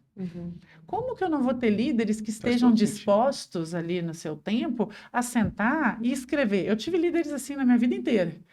Né? Eu tive um líder que... Que sorte, viu? Não, eu falo que eu tive a sorte de trabalhar com excelentes líderes. Teve eu fui para um projeto num banco. Eu lá sabia nada de banco, não tava... E vou para um projeto num banco. E cheguei lá, o projeto já estava acontecendo. Tinha 6 meses que o projeto já estava rodando, eles trocaram uma pessoa e me colocaram lá no cliente. Falaram, Roberta, porque a gente precisa de uma pessoa que vai aproximar, que vai virar, né, ali, que vai conseguir resolver alguns problemas aqui. Vou eu no meu segundo dia para uma reunião que eu que tinha que conduzir para falar de CDB, de poupança, de compulsório, eu não tinha nem ideia do que eles estavam falando. Aí eu comecei, eles falando, eu comecei a anotar. Não era líder, não, era especialista ali. Estou anotando. Aí eu falei com ele, olha, gente, vocês estão falando um monte de coisa. Eu acho que a gente não está ainda num consenso. Vamos fazer o seguinte, vamos pensar, voltar para casa e pensar um pouquinho, e amanhã a gente continua a reunião. Mentira, porque eu não estava entendendo nada, eu tinha que dar... Eu não podia continuar com aquela reunião. E aí, acabou a reunião, eu virei para o meu líder, o Henrique, e falei assim, Henrique, não entendi nada. Nada. Aí ele falou, não, então vamos fazer o seguinte, a hora que o dia acabar, a gente fica aqui, eu te explico. E ele foi para o quadro... E desenhou tudo, nos mínimos detalhes, com perguntas, eu colocando as perguntas, eu fazendo as perguntas. Isso é disponibilidade. Então, mas o quanto que, independente da posição que você está, do seu nível de liderança, o quanto que disponibilidade é importante? Olha aí, Mas de novo, quantos Ana. estão disponíveis, Roberta? Mas Quantos? a disponibilidade não tem que ser intencional? Porque Então, assim, eu falo que a liderança, Mas para mim, ela é intencional. quanto que a falta de tempo também é intencional? Sim. Estou ocupado. Estou sem tempo. Roberta, na minha carreira, na minha trajetória, quantas vezes eu marquei reunião de 1 a 1 com as pessoas e desmarquei? Até o dia que eu coloquei para mim, né? Falei, gente, pode ter alguns dias que eu vou desmarcar sim, mas isso aqui tem que virar prioridade na minha agenda. Senão eu vou desmarcar. Então, assim, não é porque você vai subindo os degraus que você deveria deixar de lado essa disponibilidade. Então, assim, é lógico que não é. Antes, talvez você tivesse 80% do seu tempo ali com o time e 20% na estratégia. Como é que você calibra melhor? Porque eu vejo assim, uma coisa que quando eu vou atender gerentes, uma coisa que eu falo para os diretores desses gerentes, eles querem saber como é que está indo o processo de coach, desenvolvimento, e a pergunta eu sempre jogo para esse diretor. Quanto tempo você está investindo nessa pessoa, você com ela? Eu falei isso na outra vez, né? Como assim? A pessoa olha para mim, tipo, mas espera aí, como assim eu? Não, quanto? Porque assim, o coach não vai fazer milagre se você no dia a dia não tiver essa disponibilidade. E se eu tiver errado, vocês podem falar diferente, mas assim, a minha visão é que quanto mais alto na cadeia, mais alto lá no topo, menos disponível eu estou. Perfeito, eu concordo. Esse é um mundo corporativo, é menos disponível. Por isso que, assim, tem um gestor que está com um problema, um gerente. Tem um gerente que está com um turnover enorme na área dele, contrata um coach. Manda para o treinamento. RH, chama RH. Resolve aí, pelo amor de Deus, esse cara está com algum problema. Tá, mas e você? Ele quer falar com você, marca para daqui a 2 semanas, porque minha agenda já está cheia. Eu fui numa conversa outro dia com o presidente do iFood. Eu vi um vídeo dele. Tá falando sobre home office, não é? Que viralizou? Não, eu vi no programa da Globo News, que ele fez uma entrevista. Eu fui lá para ele, a gente teve um bate-papo lá e ele falando de cultura. Gente, quer um cara mais estratégico que aquele neste momento da empresa, como a empresa está, com todas as aquisições que vem fazendo, com todo o cenário daquela empresa, mais estratégico? Mas a fala dele... E eu conheço pessoas que trabalham lá dentro e que falaram que aquilo é extremamente verdadeiro e genuíno. São 2 coisas, o quanto o cara é simples e o quanto o cara é disponível. O quanto o cara é disponível para fazer os rituais com todos os times, porque aquilo ali, gente, gera engajamento, gera pertencimento. Ele é disponível para fazer os rituais com as pessoas, ele é disponível para sentar e discutir assuntos com as pessoas, ele é disponível a ponto de cada pessoa que entra do nível gerencial para cima, ele mandar uma mensagem para a pessoa, e não é mensagem pronta e gravada. E não adianta ele falar isso e não fazer. Por isso que a gente vai... É verdadeiro. A gente vai perguntar para as pessoas se é verdade ou não, porque tem um monte de gente que só publica as coisas. Mas porque hoje você vê, tá muito comum os CEOs terem página no LinkedIn com vários textos. Mas quem faz? Né? Claro, alguém, né? Mas outro dia, eu nem vou citar o nome da empresa, mas um CEO que eu acompanho tal, ele fez um texto falando sobre liderança, que alguém escreveu para ele, obviamente. Aí vi um comentário muito desagradável, assim, falando, peraí, ô senhor tal, o senhor tem certeza que essa sua empresa é a sua? Porque eu trabalhei aí, não é nada disso. Tava escrito assim, E sabe? por isso que eu falo que não adianta a gente querer inventar. Não, Não adianta não. a gente tem que ser o mais verdadeiro possível, porque as pessoas sabem, A as gente pessoas precisa estão cuidar ali. da Mas nossa aí a gente reputação. É volta, marca. É uma a nossa questão de marca. marca. a gente volta para a essência daquela pergunta. A primeira pergunta, por que eu quero liderar? E aí eu falo sempre, né? Quando vocês me fazem essa pergunta e eu começo a ficar aqui, que vocês fizeram a pergunta lá atrás e eu estou pensando nela até agora. Eu falo que eu quero liderar porque eu quero cuidar de pessoas e de resultados. Mas que eu acredito que os resultados vêm por meio das E pessoas. aí vem na terceira caixinha lá do Pipeline, que ele fala sobre a importância dos valores. Isso é um valor para você. Ana, eu falo que eu posso fazer tudo no meu dia. Eu erro mais do que acerto, óbvio. E nem tenho a intenção de acertar 100%. Muito pelo contrário, eu vou errar pra caramba. Mas tem uma coisa que vem de dentro de casa. Eu falo que eu tenho no meu relógio aqui a foto do meu pai e da minha mãe. É a foto dos dois que é o fundo do meu relógio. Mas por quê? Porque eu venho de uma família muito simples. Simples mesmo. E eu falo que o que eu fizer no meu dia, se eu não envergonhar meu pai e minha mãe, eu estou no caminho certo. Se eu deitar no travesseiro e falar, poxa, eu São fiz seus valores, isso. né, Se eu Roberta? falar assim, eu fiz isso. O que meu pai e minha mãe falariam se sentassem aqui na minha frente e eu contasse essa história para eles? Eles iam falar o quê? É o Marcelo pensando na mãe dele, né? Se eles falarem, Tempo todo. filha, você tá certa, se eles não ficarem com vergonha de mim, eu vou dormir tranquila. Uhum. Então eu falo que essa questão de valor, para mim, ela é fundamental. Não é o valor da empresa que está preso na parede. Eu aprendi com meu pai, e por isso que talvez eu tenha que tomar cuidado, talvez não, eu tenho que tomar muito cuidado às vezes de entrar na operação, que eu aprendi com meu pai que o líder é o exemplo. Eu aprendi com meu pai que a gente trata igual a pessoa com menos formação e menos recursos, até a pessoa com maior recurso, maior formação que você tem dentro da empresa. Né? Eu saí de uma empresa uma vez, que quando eu saí, a gente tinha lá aqueles carrinhos que ficavam vendendo salada de fruta, essas coisas na empresa, né? Eu nunca comprava salada de fruta, eu comprava chocolate, mas enfim, passava ali 2 vezes por dia, e no dia que eu saí, a menina que vendia tirou uma caixa de bombom de dentro do carrinho e me entregou. Aquilo para mim valeu mais do que tudo. Porque ela tirou aquela caixa de bombom e falou, você vai fazer falta. Eu nem conversava com ela direito. Eu só dava bom dia, brincava algumas coisas, mas ela não era uma pessoa do meu time. Ela falava, você vai fazer falta. Aí ela falou, você vai fazer falta aqui, eu vou parar de dar as risadas com você. Eu nem sabia que ela estava rindo, acho que ela escutava minhas histórias e estava ali num ambiente leve. Então, eu falo que essa questão de valor, para mim, é algo que meu pai fala, a liderança é pelo exemplo. Por isso que eu tenho que tomar cuidado de não entrar tanto no micro, né? Porque teve uma situação há pouco tempo que a gente precisava Faz pegar umas sentido. caixas. Tô vendo uma pessoa do meu time pedindo ajuda para pegar umas caixas numa sala. E ninguém respondia no grupo. Ninguém respondia que podia ajudar. Aí eu respondi, falei, tô descendo, vamos lá que eu pego. Nisso veio todo mundo Foi um junto monte de descer. gente. Então, assim, e depois eu saí. Eu não vou, continuei carregando as caixas ali, saí. Mas ainda existe uma coisa de liderança, por exemplo, que para mim é forte. Mas como lidar, então? Provavelmente nos gestores que você teve, você teve gestores que têm valores diferentes dos seus. E aí vem uma frustração, não vem, Roberta? Vem uma questão que eu falo de me conhecer, que eu sei que o meu lado emocional é maior do que o racional.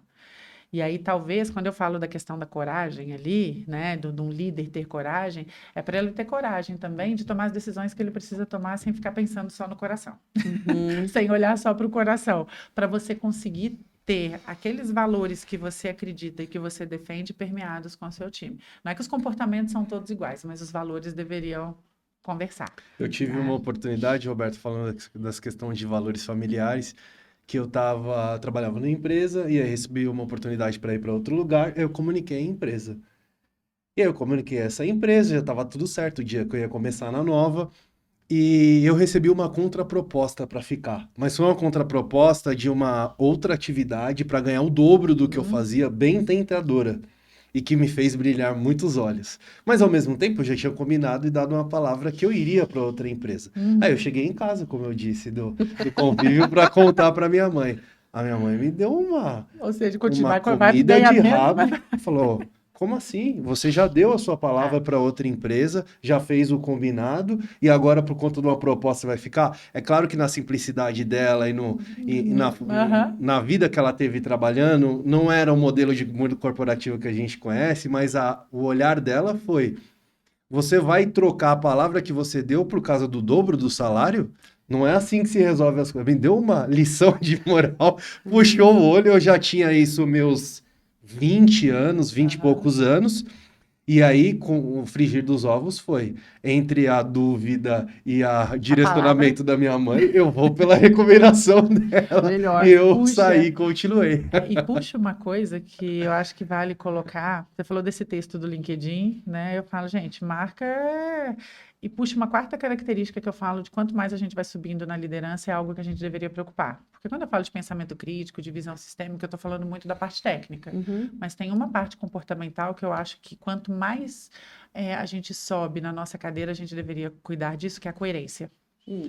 A coerência entre o que eu faço e o que eu falo. Uhum. Porque hoje o que a gente tem de gente trabalhando marca pessoal, mas Uhum. totalmente incoerente, né? Tem uma frase que eu gosto muito, que é a minha frase de cabeceira. Desculpe o autor, depois eu olho o autor. Eu nunca lembro o autor, mas é a frase que diz o seguinte: o que eu faço, o que você faz, fala tão alto que eu não consigo ouvir o que você diz. Uhum. Então, não é sobre o que você faz, fala no dia a dia, sobre o que você faz e como você faz. Uhum. Então, para mim, o líder que inspira, que é esse líder que está chegando numa cadeira cada vez maior, que ele passa a ser a inspiração, ele deveria cuidar da coerência. Ele deveria cuidar Fundamental, da né? coerência, porque em algum momento isso vai cair.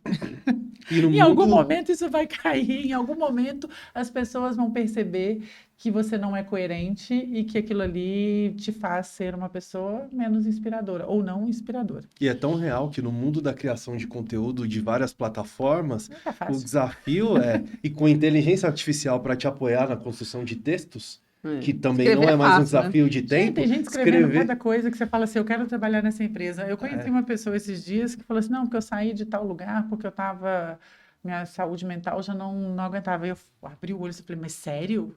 Jura? Mas a empresa é uma empresa tão perfeita, é uma empresa perfeita no LinkedIn, né, Roberta? Mas vai lá para o dia a dia. Então, um RH adoecido por uma cultura tóxica. Você fala, gente, como é que as coisas vão?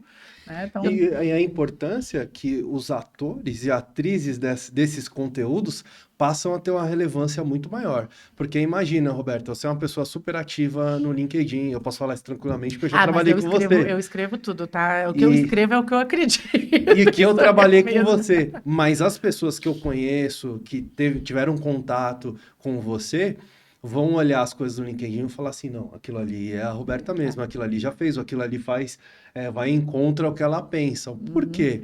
Recentemente eu estava conversando com uma executiva de RH e ela estava comentando uma situação que ocorreu numa empresa que ela trabalhou, que foi uma conversa de corredor entre duas pessoas sobre um outro executivo. Uhum. E a conversa era, ô, fulano de tal, você conhece tal pessoa que está no LinkedIn? Porque eu queria trabalhar com aquela pessoa, porque quem está no LinkedIn não é o mesmo que a gente É. trabalha.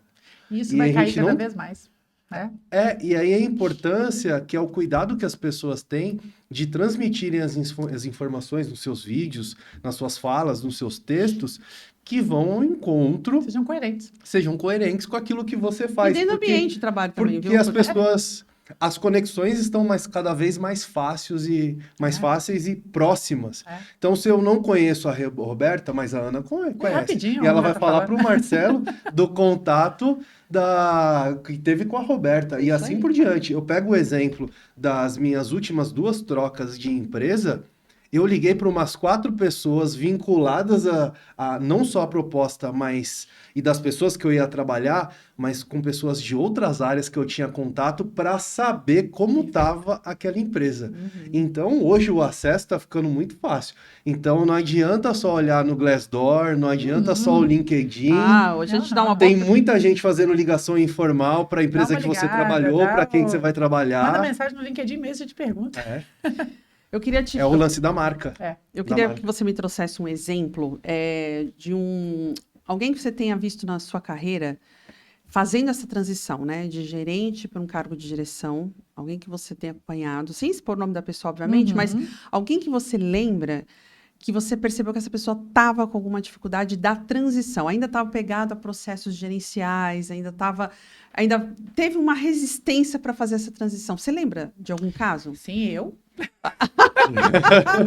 Claro que eu lembro, eu própria, eu mesma. No caso, não foi nem resistência, foi um aprendizado, né? E aquela questão de ler a maturidade da empresa para saber o que, que a empresa estava precisando, que era estratégico, e o que, que a empresa estava precisando, que era ali, talvez, uma arrumação de casa ainda. Mas, brincadeiras à parte aqui, eu acompanhei várias pessoas nesse momento de transição, vi várias pessoas nesse momento de transição e sofrerem por isso, né? Várias pessoas que, neste momento, estavam perdidas em dois lugares. Onde eu dedico o meu tempo, onde que eu coloco esforço. Então, que foi o lugar que eu me vi, né? E me vejo muitas vezes ainda.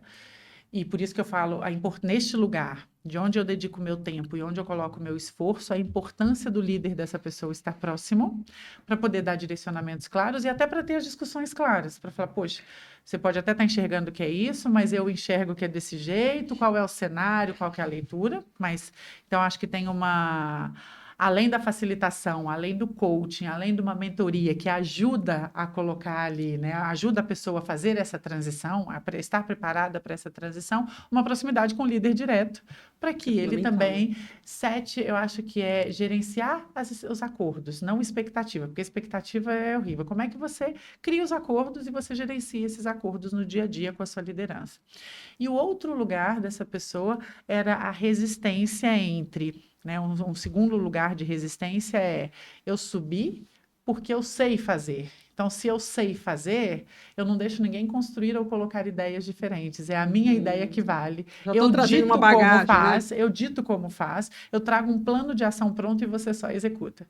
Eu acho que este lugar de você saber que você precisa formar um time melhor do que você, e que o seu time vai ter ideias muito melhores que as suas, na maioria das vezes, e que você precisa ouvir e entender que nem sempre aquilo que você coloca é a única opção, o que está certo, acho que doeu muito para algumas pessoas. Acho que dói, porque aí é um combinado entre o meu ego, a minha vaidade, o meu poder, a minha sensação de poder, eu mando no outro, e o lado também de você ter uma escuta ativa e genuína e dar espaço para que as pessoas construam. Isso é desafiador. Eu acho que esse é um ponto de dor e de resistência da maior parte das pessoas. Dar espaço para que o outro discorde, para que o outro construa e para que o outro traga uma ideia completamente diferente da sua. E como diretora de RH nessas empresas, você tinha os seus pares, né?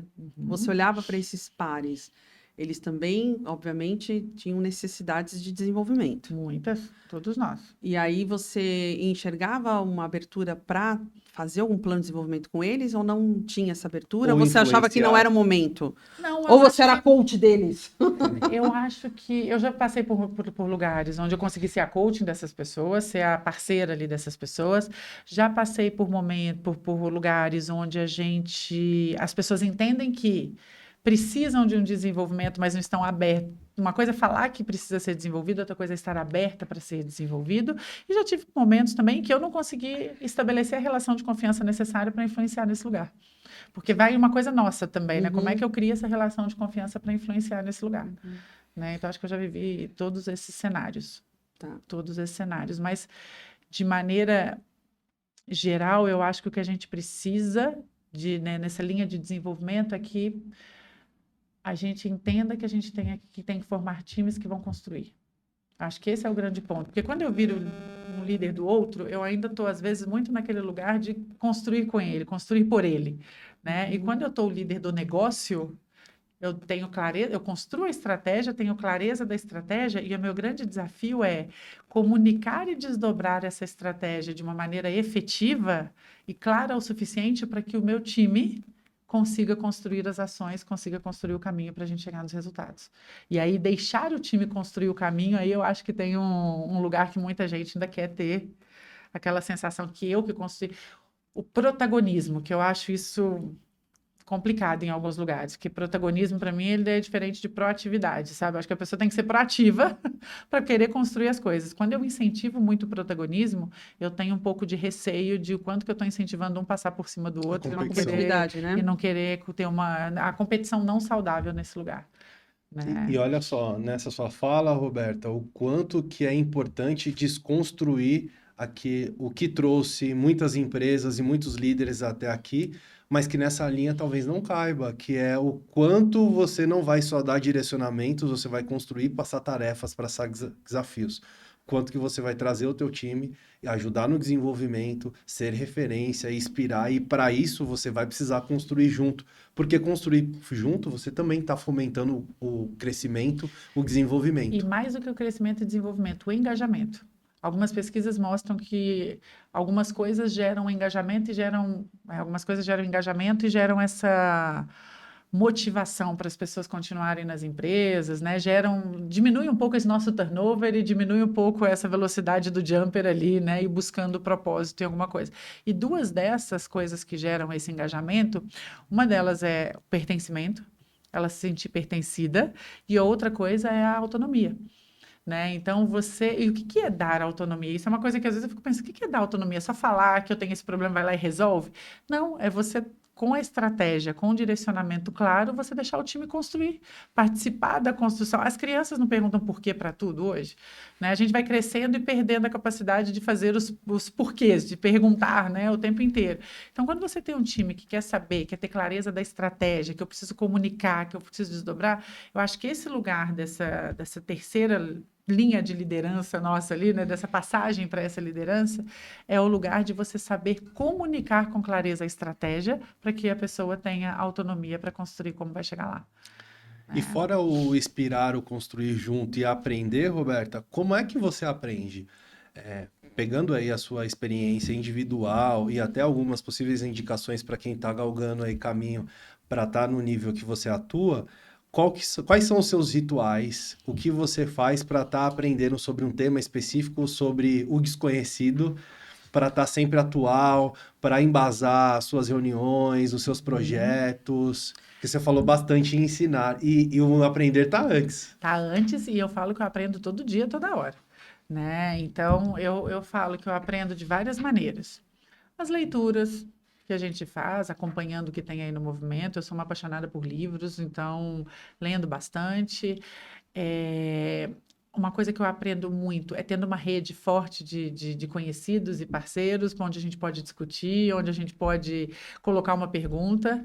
Eu aprendo muito com o meu time, então, principalmente essa galera mais nova que está vindo aí, gente, eu vou aprender o tempo inteiro. Mas eu falo que eu aprendo muito mais por uma característica minha que é curiosidade. Eu aprendo muito mais perguntando e sendo, né, teve um chefe meu que falava, uma vez ele me levou para uma reunião, ele falou, olha, eu vou te levar para a reunião, você vai, mas você não pode perguntar nada, é combinado nosso. Porque era uma reunião com o presidente, eu era consultora ainda, e ele falou, você não pergunta nada lá, porque senão eu ia atrapalhar a reunião. Ele não estava me podando, ele estava, aí falou, vai ser uma reunião, você vai lá para aprender, para ver como é que funciona essa dinâmica, mas você fica quietinha, fica caladinha lá na reunião nesse momento. E eu lembro que eu saí de lá e eu tinha uma página com mais de 20 perguntas. Então, assim, é perguntar mesmo, sabe? Eu sou curiosa. E aí eu não sei até que ponto eu sou curiosa, e às vezes eu falo que eu sou intrometida, porque você está numa mesa, eu adoro trabalhar em lugar aberto. Eu não gosto de trabalhar numa salinha. Se eu estiver numa salinha sozinha, eu sinto que eu não estou aprendendo as coisas. Então, por exemplo, se sentar num lugar, num mesão, que tenha várias pessoas ali conversando, tá um fazendo uma reunião com o outro ali, eu sou curiosa mesmo, eu presto atenção. Não é ser fofoqueira, é ser curiosa. Eu estou prestando atenção naquela conversa. E às vezes eu vou e me intrometo mesmo, ou depois que acaba, eu falo, você falou um negócio que eu não entendi. O que é isso? O que significa isso? Na última empresa agora, né, tinha uma reunião, a reunião de diretoria, tinha coisa que eu não entendia nada, né, coisa do negócio que a gente ainda está aprendendo. Tinha uma pessoa que eu perguntava para ele, depois você me fala, o que é isso que vocês estão falando? Depois você almoça comigo e me explica o que é isso do produto, o que é isso desse serviço, porque eu acho que a gente não perguntar, ninguém vai ter uma bola de cristal para falar, Roberta não entendeu. Então, eu aprendo muito mais no dia a dia, nas trocas com as pessoas. Livro me dá uma bagagem teórica, uma bagagem técnica ali. Agora, o que as pessoas estão vivendo na prática mesmo? Eu faço pergunta até para quem eu não conheço no LinkedIn. Então, mas vamos pegar as experiências corporativas, Roberta. Esse seu lado curioso, você tem um lado de comunicação muito forte, um lado educadora, né? Eu estou pensando sempre no seu nível, né, com seus pares. Aí, dentro dessas empresas que você trabalhou, às vezes você encontra pessoas que estão no nível igual ao seu, então são pessoas que leem, pessoas que conseguem entrar no nível de discussão. E às vezes você pode ter entrado numa empresa onde as pessoas não têm esses valores. As pessoas mal conseguem ler um livro. O máximo é ver Instagram, mas não leem um livro, não se atualizam, são especialistas naquela área que eles dominam. A minha pergunta é, primeiro, quanto que isso, né, ser essa pessoa que fomenta a educação, que fomenta a troca de ideias, está disponível para aprender, que é uma coisa tão...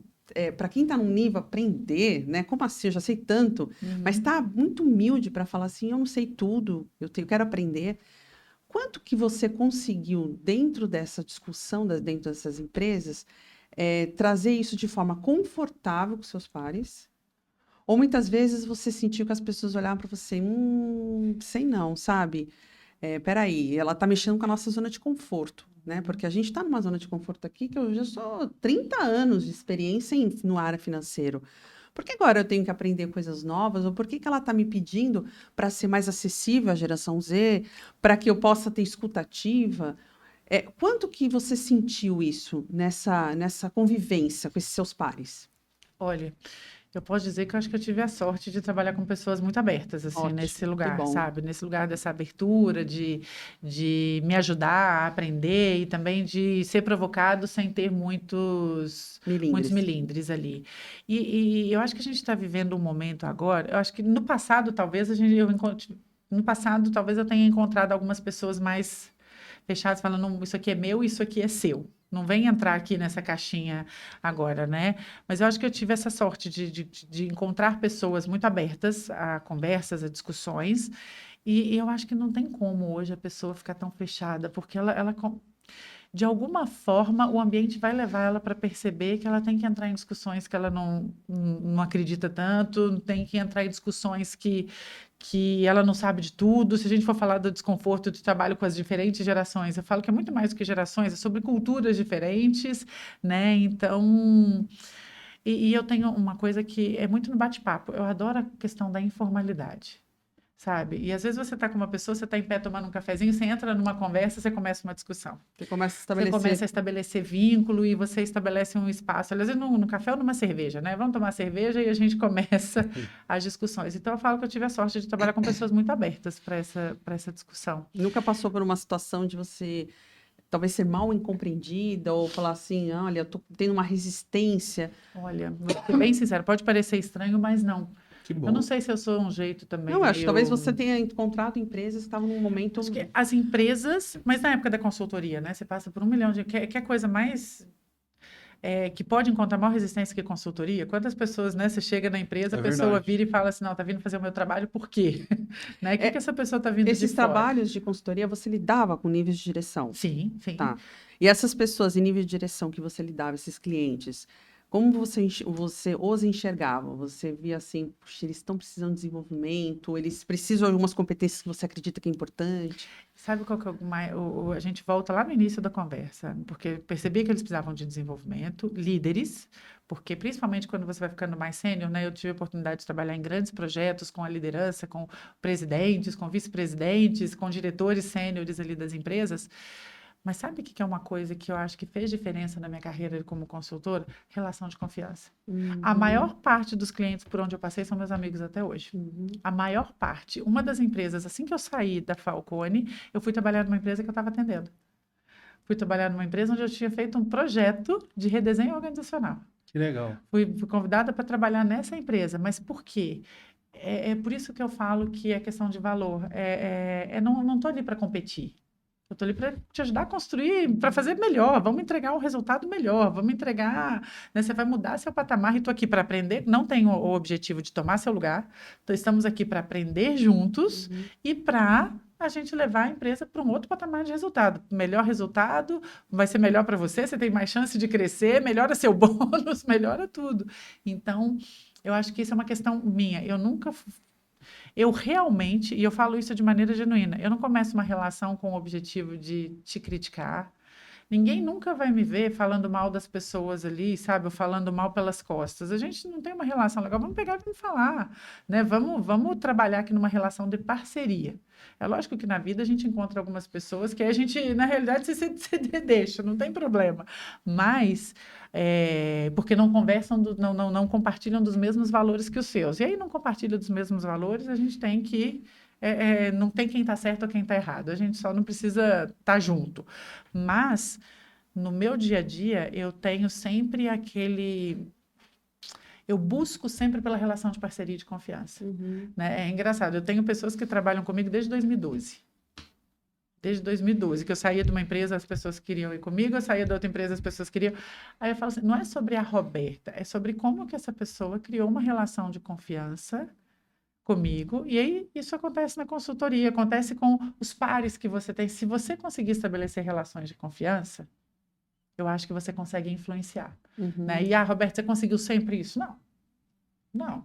Tem gente que está aberta para uma relação de confiança, tem gente que não está. Tem hora que você não consegue criar essa relação de confiança, né? E aí você que tem que enxergar. Eu falo, tá bom, talvez eu tenha que fazer movimentos, talvez esse lugar não é para mim, talvez eu tenha que buscar uma outra oportunidade e tá tudo certo. Ô, Roberto, quando você fala da construção de relação de confiança, e a gente olha o tão falado network no ciclo profissional, é sobre isso que a gente está falando. Não é só sobre conhecer pessoas e ter um contato para você pedir ou pedir algum favor. Não, é o quanto você troca. constrói de valor de troca e essa confiança vai sendo construída com o tempo. E aí, na alta liderança, quando você está nessa cadeira de uma liderança mais executiva ali, olhando para o negócio, eu acho que o grande ponto é as pessoas acharem que o liderar negócio é só falar de resultado do negócio o tempo inteiro. É resultado de negócio, mas é resultado de negócio por meio das pessoas. Então, eu acho que o que a gente não deveria esquecer é que quanto mais a gente sobe na cadeira, as relações e conexões, elas continuam sendo extremamente importantes. Principalmente as relações com os pares, seus líderes, mas você não esquece das pessoas que estão no seu time. Então, falar do negócio, olhar para a estratégia, ser cada vez mais estratégico, ser gestor da estratégia, mas se a cultura come a estratégia no café da manhã, as conexões humanas, elas não podem deixar de estar ali na sua agenda, deixar de fazer parte do seu dia a dia. Legal, Roberta. E sobre aprendizado, você trouxe um livro aqui, obrigado pelo presente. Eu adorei Mulheres tudo. no RH, Carreira e Estratégia. Eu Como foi tive... o seu processo de Legal, ser hein? coautora? É isso? Foi uma coautora, são várias mulheres que foram convidadas para falar um pouquinho, né? Cada uma com um tema. Foi no ano passado, eu fui convidada pela editora Líder aí para ser coautora desse livro e tive a oportunidade de escrever um capítulo falando, vou até mostrar para vocês aqui, um capítulo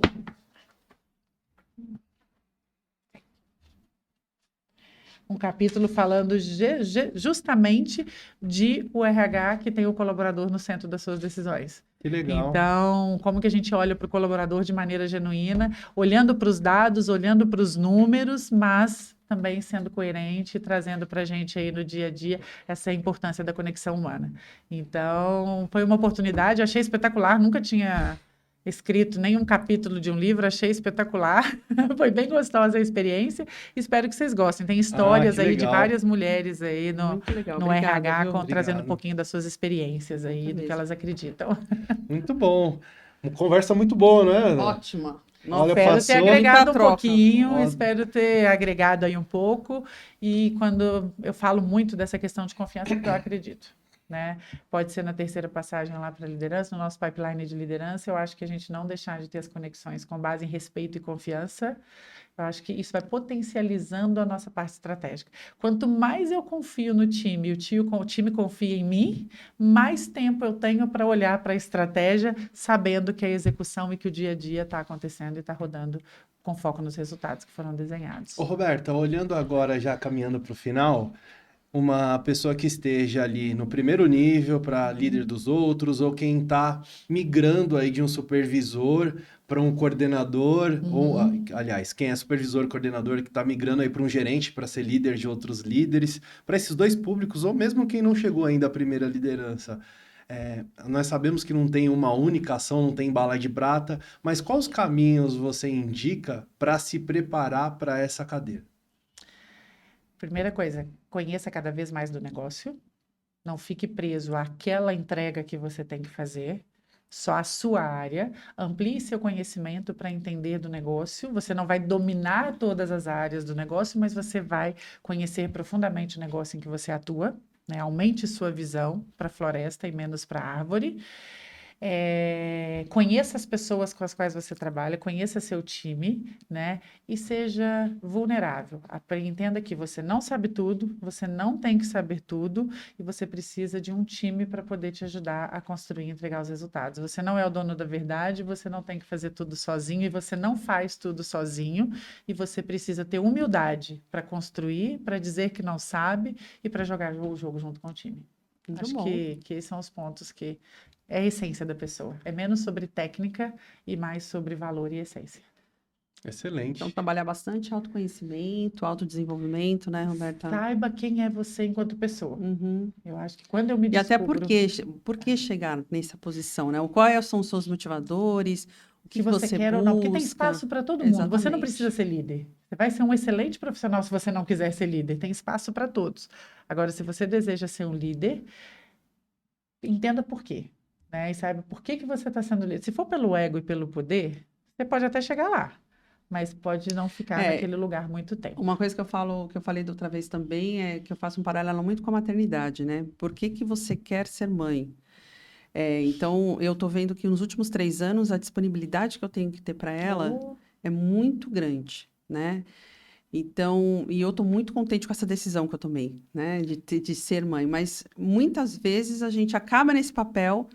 A gente vê muitos pais, muitas mães que acabam nesse papel e não estão com essa disponibilidade, porque chegaram lá e tinham outros interesses, né? Ou porque era um processo natural da vida, ou porque queriam, enfim, formar família. Mas quando você entende a disponibilidade, a entrega que você precisa ter num processo de pai e mãe, assim como um processo de liderança, fica mais claro, fica menos pesado. Isso. Né? Ser líder é ter intencionalidade no seu dia a dia e ter disponibilidade para formar pessoas. É isso aí. Eu acho que independente do nível de liderança que você está, seja na primeira liderança ou seja como presidente de uma empresa, o seu grande papel, além de entregar os resultados ali, é desenvolver e formar pessoas.